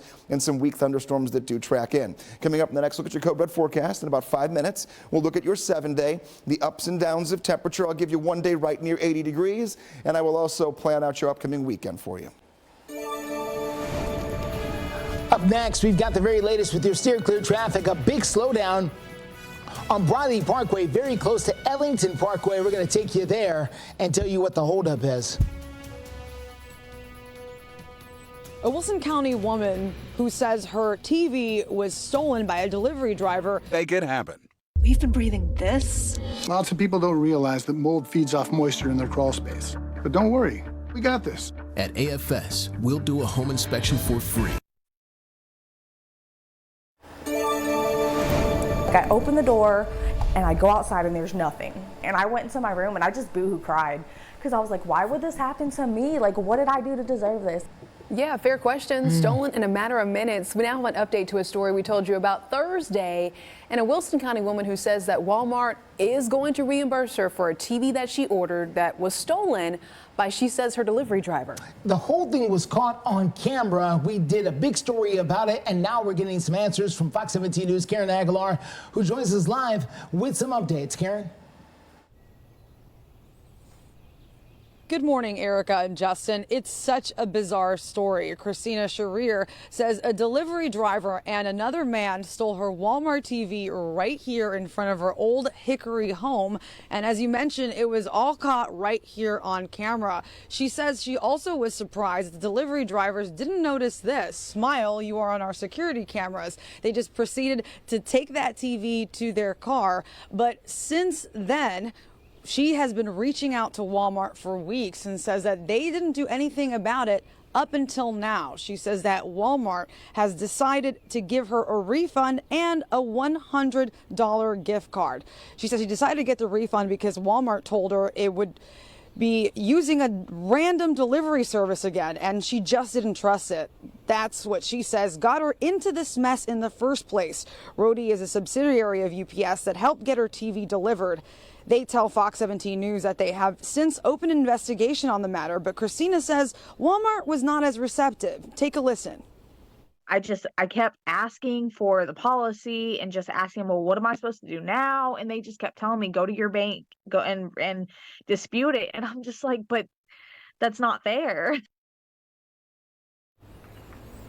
But of course, since our story aired, Walmart has decided to do something about it. As I mentioned, they're giving her a refund and a $100 gift card. She says she'll be using that on her child's birthday. Now, I also reached out to Walmart myself to ask them about what the plan is to make sure that this crazy thing doesn't happen to anybody else. At this time, they haven't responded to me yet. Reporting live, Karen Aguilar, Fox 17 News, your Code Red station. Karen, thank you. Now to Operation Crime and Justice. And stop what you're doing and take a look at your screen because there is an ongoing search for this man who police say robbed a bank over in Murfreesboro. Police say that the robber walked into the C&S Bank. This is over on South Church Street just before 10 a.m. on Friday morning. He was armed with a revolver and wearing a hoodie sweatshirt along with a mask. That man ran away from the scene. If you've got any information, you're asked to contact the Murfreesboro Police Department. Just about 8:18. I know a lot of us are looking forward to Thursday, 78 degrees. Did you say some spots could hit 80? Yeah, there'll be a few showers that could pop up on the radar, but people who don't get the rain and get more sunshine, there's a good bet you could hit 80 degrees on Thursday. Ooh. So when we're out the door right now in the 30s and we're like, this is a Monday, I'm tired, it's cold, give it time. And you'll be really nice by Thursday itself. It is a chilly morning, though. There's no hiding it. Make sure you have a winter coat. Better afternoons are ahead of us, though. Every afternoon this week, honestly, is pretty good. It's just getting through those early morning hours now that we have an extra hour of darkness in the morning. It takes us a little bit longer to get heated up going toward the afternoon, but we'll get there. Taking a look right now, temperatures have not really budged at all in the last hour since the sun came up at 7:03. Sun, though, today is going to set a little before 7 p.m. So you get that extra hour of light at the end of the day, which means it'll be warm for an hour later today. 33, sunny, beautiful. Sunglasses, do you know where they're at? Make sure you have them. And we're not the only ones that are cold. I like showing the big picture map sometimes on a rough day or a rough start to a day for temperature. Yeah, we're just as cold as Chicago, but also Atlanta only at 38 degrees. Big area of cold air has moved in, and it's going to continue to sit with us this morning and tomorrow morning with the afternoons trying to use all the sunshine they can get. Lower Broadway, very calm as you typically get here on a Monday morning. Backyard forecast out the door, 37 degrees at 9 a.m. if you want to head out there. Still a little bit cold. If you can get outside in the backyard, maybe play some catch, grill, have some dinner out on a patio, you'll be in the upper 50s to right near 60 degrees. A fairly good looking day from start to finish. It's just this next 2 hours. 61 this afternoon, 69 degrees tomorrow. 74 degrees on Wednesday. Take note of what happens in our nighttime temperatures. We go from the 30s one more night tonight to the 40s, and then right near 50 degrees, even as hot as 60. I call that hot at night. When we're barely even hitting 60 degrees right now, we're going to be 60 overnight for the low temperature. And then there's that 78-degree day that I know Eric is going to be staring at all week long, trying to get to near that 80-degree mark. That's the day it could happen. Steer clear traffic out there for you. Let's get a look at the latest happening on Briley Parkway, very close to Ellington Parkway. Finally, they've made some progress, and they're moving that particular crash over to the shoulder. At one point, it was blocking multiple lanes, so glad to see things are finally starting to even out there on Briley Parkway, close to Ellington. Great news. Here is another piece of good news. This is going to be I-40 at Spence Lane. At one point, 2 lanes were blocked off because of this crash. It was actually over on the other side of the road. They've been able to move it to the other shoulder where they've got a little bit more room to operate, so things should start to improve as far as your drive time is concerned. You can still take Elm Hill Pike, Lebanon Pike, or Murfreesboro Road as good ways to steer it clear from the south and east side of town. Justin, thank you. I want to talk about your community because there is a call from Nashville city leaders to make our streets safer for pedestrians.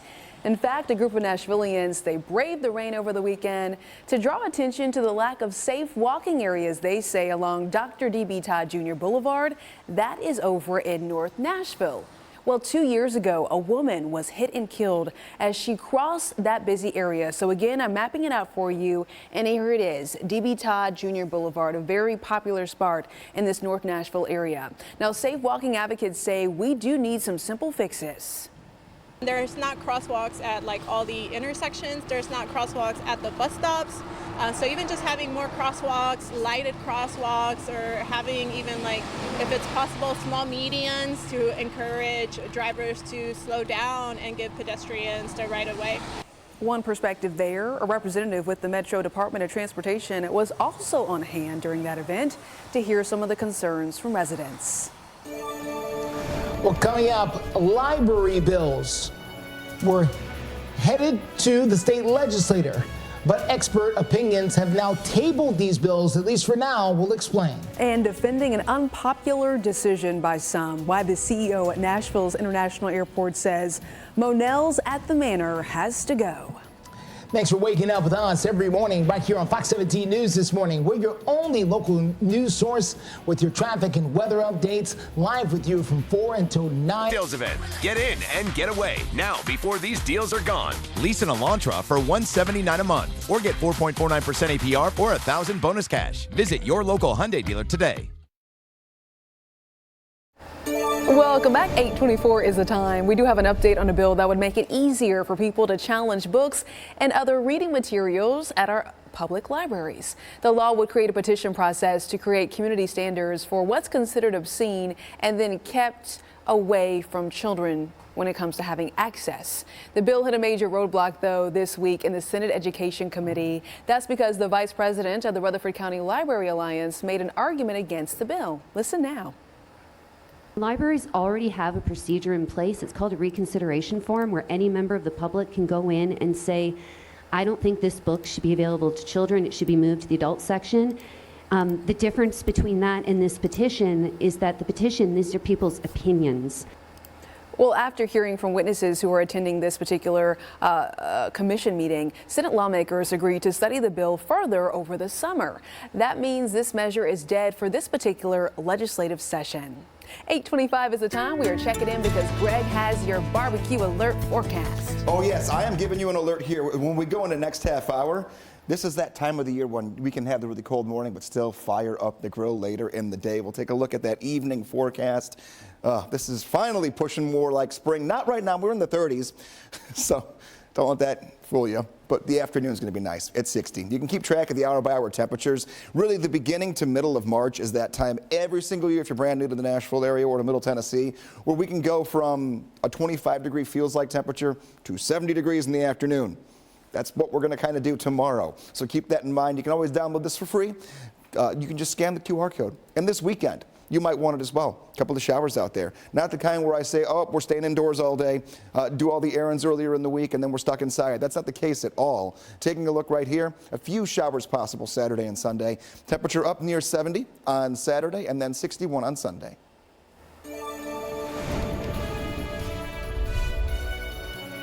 This incident, I-40 Spence Lane, a multi-vehicle crash, been there for about an hour or so. How you can steer clear. And pay attention to where you park in Nashville, okay? Mental to support children's literacy. Scan this QR code to donate to our virtual book drive. This Fox 17 This Morning newscast is sponsored by Zander Insurance. You're watching Fox 17 News This Morning, your Code Red station. Scary moments for a driver in Springfield after their car ends up in a pond. We've got the details on the crash and that driver's condition. Beautiful blue sky for us here. Tons of sun this afternoon. We will get warmer right now, though. Only in the upper 20s and low 30s. Please, winter coat and sunglasses will track even warmer times by Thursday in your forecast. Steer clear traffic takes us to I-40 near Spence Lane. Bit of a slowdown there because of a crash. We've got another scene down in Rutherford County to tell you about coming up in a few minutes. It's 8:30. Thank you so much for waking up with us here on Fox 17 News on a busy Monday morning. I'm Erica Glover. And I'm Justin McFarland. Fox 17 News, your only local news source, live with you from 7 until 9. Well, new this Monday morning, we do know that one person is facing charges after police say they drove a vehicle into this retention pond that happened last night, and we're showing you some video and photos. These images are coming to us courtesy of Smoky Barn News. Springfield police say this all happened off of Industrial Drive near Bill Jones Industrial Drive just after 10 p.m. We're told the driver was not hurt, but instead was taken into custody. Well, state lawmakers signing off on a bill that allows veterinarians to go ahead and report suspected animal abuse. This updates an existing law allowing them to contact police with their suspicions. Now, it also allows vets to test veterinarians to testify in court without violating certain client-patient confidentiality. The bill is set to go to Governor Lee for his signature. We do have an update this morning on some recently passed sales tax referendums in Hendersonville. City leaders expect the new higher tax to go into effect on the 1st of June, so go ahead and mark your calendar. Now, residents approved a half-cent sales tax increase to avoid layoffs in the police and fire departments. A hefty increase in garbage collection costs for the city as well put the budget into a bind. Now, the other option was a property tax increase of $277 per home, but the sales tax increase allows non-residents who eat and shop in Hendersonville to help out with that increase. The new sales tax is going to run for 10 years, a decade, and is expected to generate about $9 million per year. At 8:32, we do want to check in now with our code meteorologist. Good morning, Greg. Hey, good morning. Yeah, and it's cold. We're going to make it through it. I promise you the afternoon is going to be very nice. But 3 things to know to start off this new week. Well, you already know number 1 was the sun came up longer, but the other 3 weather-related ones, widespread frost in some areas was prevalent overnight. That is dying down now, but still very chilly, 20s and 30s. Slowly warming every afternoon, a little bit warmer than the day before it. Today, right near 60. By the time we get to Thursday, we're near 80 degrees for high temperatures. Next storm chance? It's not here till Friday. There could be a shower or 2 on Thursday, but most of our rain is going to hold off until the end of the week. That means between now and then, pretty nice looking out there with tons of sunshine. Here is the actual temperature, though. 31 in Cookeville. We're at 31 in Lebanon, 30 in Lewisburg, and 33 in Nashville. We had wind chill values at one point that were in the mid-20s this morning. So we'll go from feeling around 25 degrees, that's what we had at 6 o'clock in the morning, to a high of right around 60. It's pretty good. Here's your 7-day forecast, piecing it together before I kind of deconstruct this for you hour by hour, and especially that rain chance Thursday into Friday. 61 carefree degrees today, 37 overnight, and then 69 degrees tomorrow. Nighttime temps back near 50 starting tomorrow night and Wednesday night. And there's that Thursday. If we hold off the rain, we could be up near 80 degrees just about everywhere across Middle Tennessee. Steer clear traffic out there for you this morning. Let's get you out to I-840 at I-24. So this is going to be on 24, but close to the 840 exit. Let's see. 24 west. So yes, coming into town on I-24 there, right at exit 74. Large police presence. We're told right now, the only information we have is that this is a crash that does involve quite a few vehicles there, and police are taking their time with a thorough investigation. They've shut off 2 lanes there, have 2 lanes open to try and get past it. So the best thing you can do in this situation is try to take Highway 41, I believe, which will run you right past it there. We just picked up this crash, so I'm still looking into the best way to steer clear here. If you can bear with me for just a second. Again, this is I-24 right at 840 as you make that drive in. Yeah, Highway 41 is going to be your best bet to try and steer clear until you get out of the way. You can take that down near Almaville Road and jump back on from there. That's going to be your best bet to steer clear. Trending over on our Fox 17 Facebook page, many folks are discussing the hundreds of dollars that you could end up paying if your car gets towed in Nashville. And the numbers, they might just surprise you. So listen to this. The fee just for the tow truck can be as high as $225. And once your car gets over to the tow lot, y'all, that's going to be an additional $200 fee. And on top of that, there's an $80 daily storage fee. So we're taking a look at what some of y'all had to say over on our Fox Nashville Facebook page. Vicky Sams Holland says, yep, the new California. Debbie Kraft also writing, we've always seen excessive prices, nothing new. Alan White says, it seems fair. We should all pay our fair share, especially when there is ample parking available and it's very inexpensive. No one is above the law. We also have Ziva Stephanie Farmer says, yes, that's insane. Let us know what you think by heading on over to our Fox Nashville Facebook page. 8:35 is the time. Continuing coverage this morning as the CEO of Nashville International Airport is responding to a Metro Council resolution calling for a reprieve for the popular Donaldson restaurant Monell's. Now, Metro did pass a resolution asking the airport to reconsider canceling the lease of Monell's at the Manor, right at the edge of the airport property along Murfreesboro Road. But the airport's top man says that it's simply not possible, and explains why in a letter to Metro Council. Now, Doug Crulin says that the restaurant building is old and has structural and fire safety concerns, as well as Americans with Disability Act's compliance issues. Plus, Monell's at the Manor does not serve airline passengers. Airport leaders say they need the land that Monell's currently sits on for an expansion to meet the FAA grant requirements that they're looking for. If you want to read more about the story, you can do so by visiting our website, fox17.com. So, and it was just like, it happened so fast. And I was just like, what now? Yeah, big sigh. Imagine ordering a brand new TV for your home and it takes within minutes of its delivery confirmation. Well, someone stole it. We're going to tell you the story of one woman whose day was ruined, she says, by pesky porch pirates.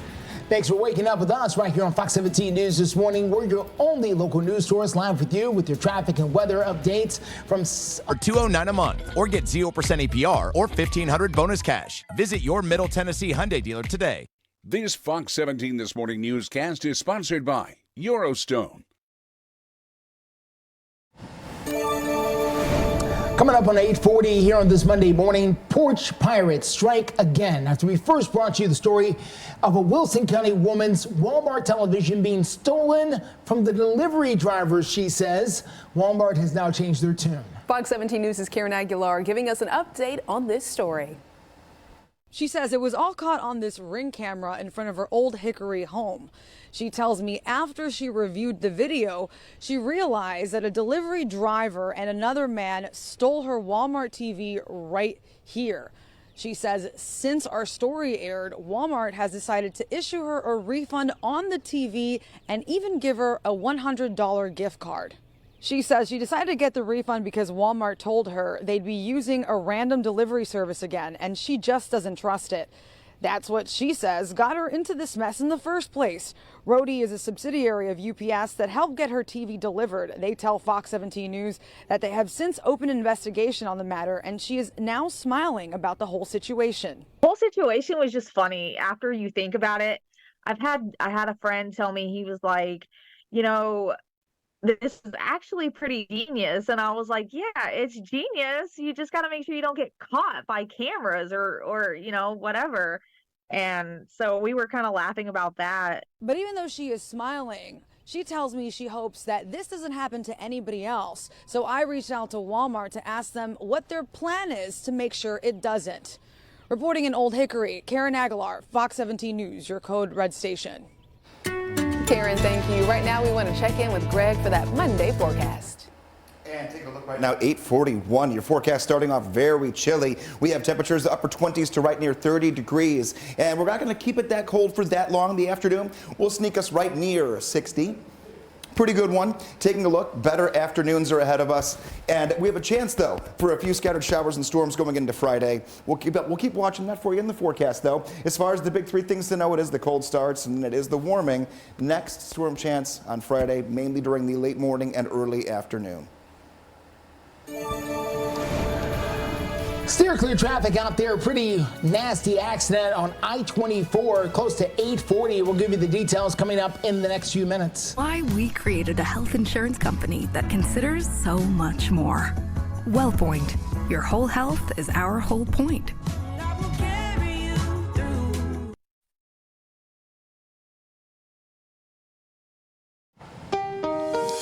All right, everyone, steer clear traffic out there for you on this Monday morning. I want to take you down to Rutherford County. This is going to be I-24 at I-840. We do have a crash down there coming into Nashville that is slowing things up quite a bit. The crash over there on the shoulder, blocking off 2 lanes so far. You could try to take Highway 41 to steer clear. That's Old Nashville Highway, or actually just Smyrna. It cuts you through the city of Smyrna before it puts you back onto I-24 there around Alvaton Road. So heads up in that area if you're traveling, and it is going to slow you up going back into the city of Murfreesboro.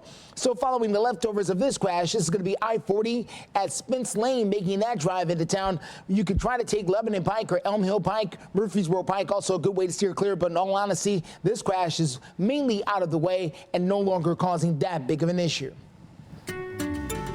8:45, taking a look at your Code Red forecast. It's just cold right now, but nothing to worry about. It really is going to be a great afternoon, loaded with sunshine and blue sky. And I'll tell you what, right now, this is the first time I've done it so far this season, but I'm going to issue a barbecue alert, because this evening is going to be nearly perfect to get outside and light up the grill. Taking a look here, this is what the temperatures are going to be like from 5, 6, and 7 o'clock. And that's really nice. You can go 61 degrees at 5 p.m., mainly sunny, 59 degrees at 6, and then 55 at 7 o'clock. No rain, and also no wind. We'll always talk about wind when it comes to grilling, too, because that can be a whole game changer in itself. So maybe you're trying to go to B&A here for a flight this morning, or someone's coming into town for spring break.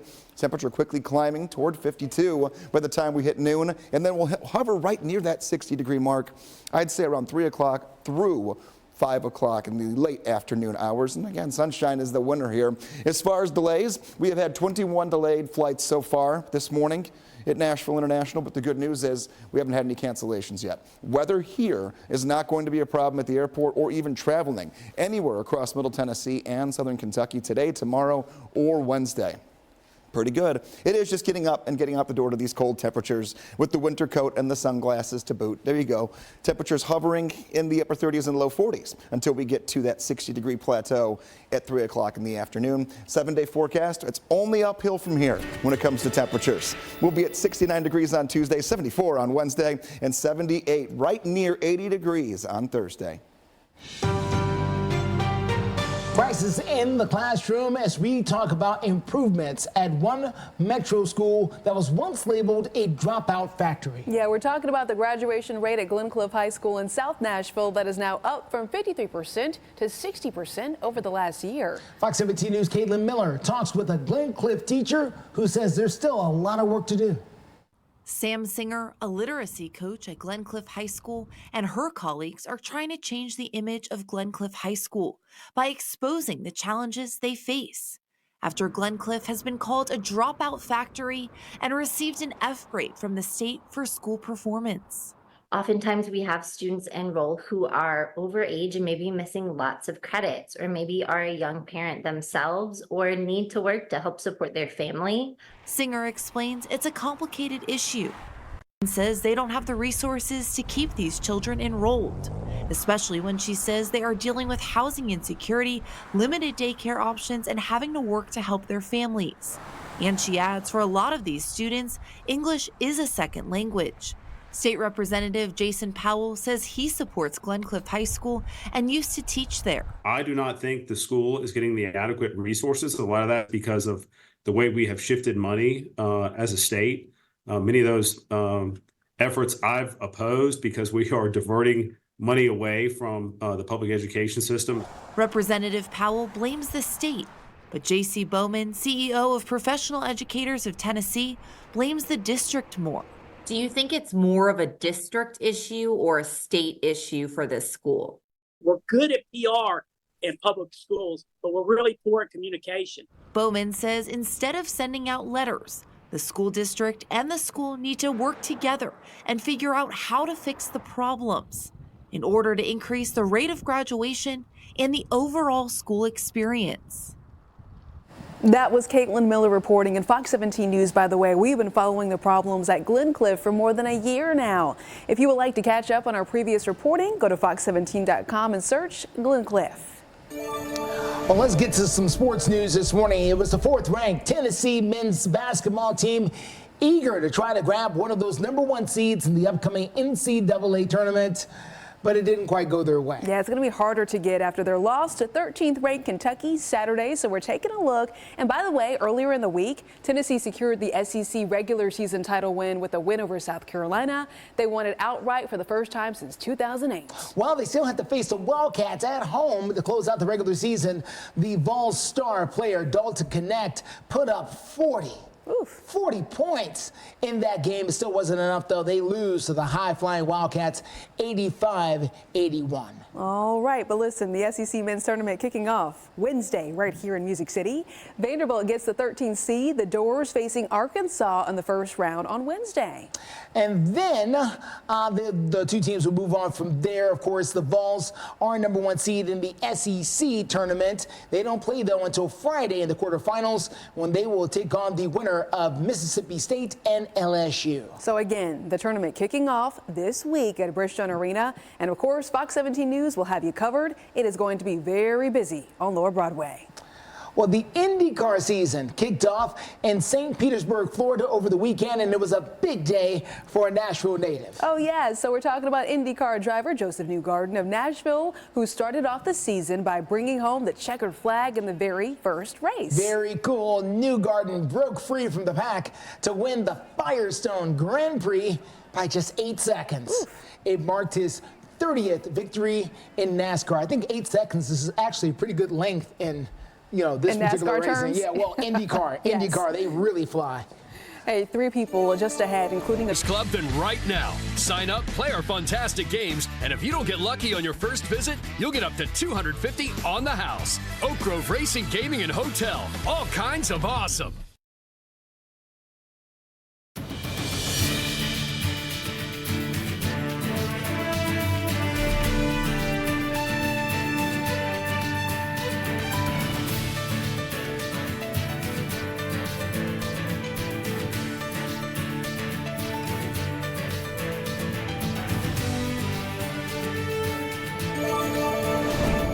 Well, here is a recap of our top stories from this morning. A final update out of South Nashville. Police say that a man walked into an apartment and then opened fire, shooting 2 women and a 7-year-old child. Police also saying that he then took his own life. That is all according to investigators. We do understand it happened at the Baker Station Apartments. That is off of Bakertown Road.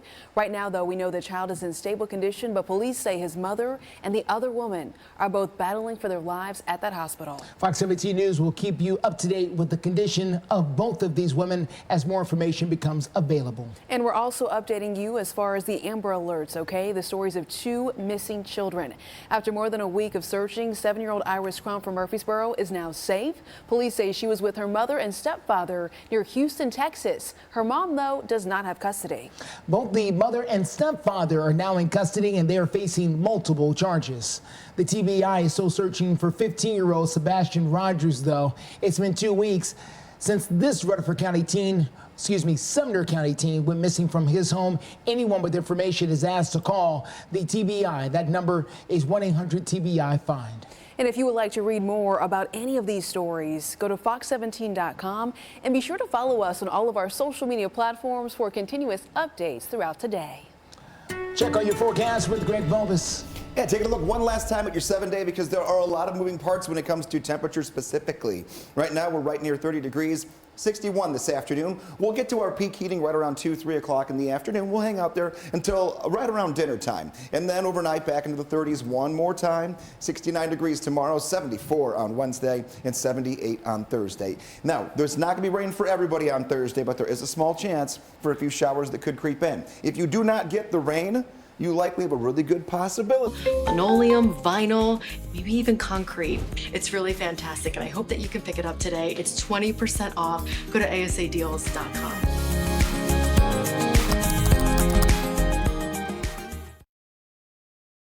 Promotional consideration for this program provided by Ponce Law. Welcome into Fox 17 News this morning, where we have a brand new hometown hero to tell you about. Yeah, let's talk about Chino with Chino's Lawn Care Service. You know, we got a lot of submissions about you, Chino. Tell us what you do in the community and why you think folks really nominated you. Because I'm an alright good guy. I've been doing this a couple years, helping people out, snow runs, grocery runs, pulling people out of ditches, and just sometimes I do it for free, you know, sometimes I just do it for a small fee, things like that. Yeah. You know? Michael, when you were reading the nominations, because we did get several telling us about just the great everyday things that you've done for people out in the community, what stood out to you? I think so many people in the community have just told us about you and all the way you go out the extra mile. You're always there to help people. If they can't pay sometimes, you're willing to help them out. You've gotten groceries when there's snow. You've provided rides for people, helped cut limbs when necessary. You just do a million things in the community to help. And I think that's what makes you a hometown hero. Do you ever sleep, Chino, is the question. I do, but I don't sleep that much.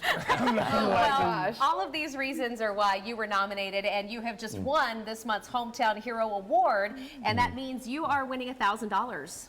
Yes. Yes. Go Chino. Congratulations. Yeah.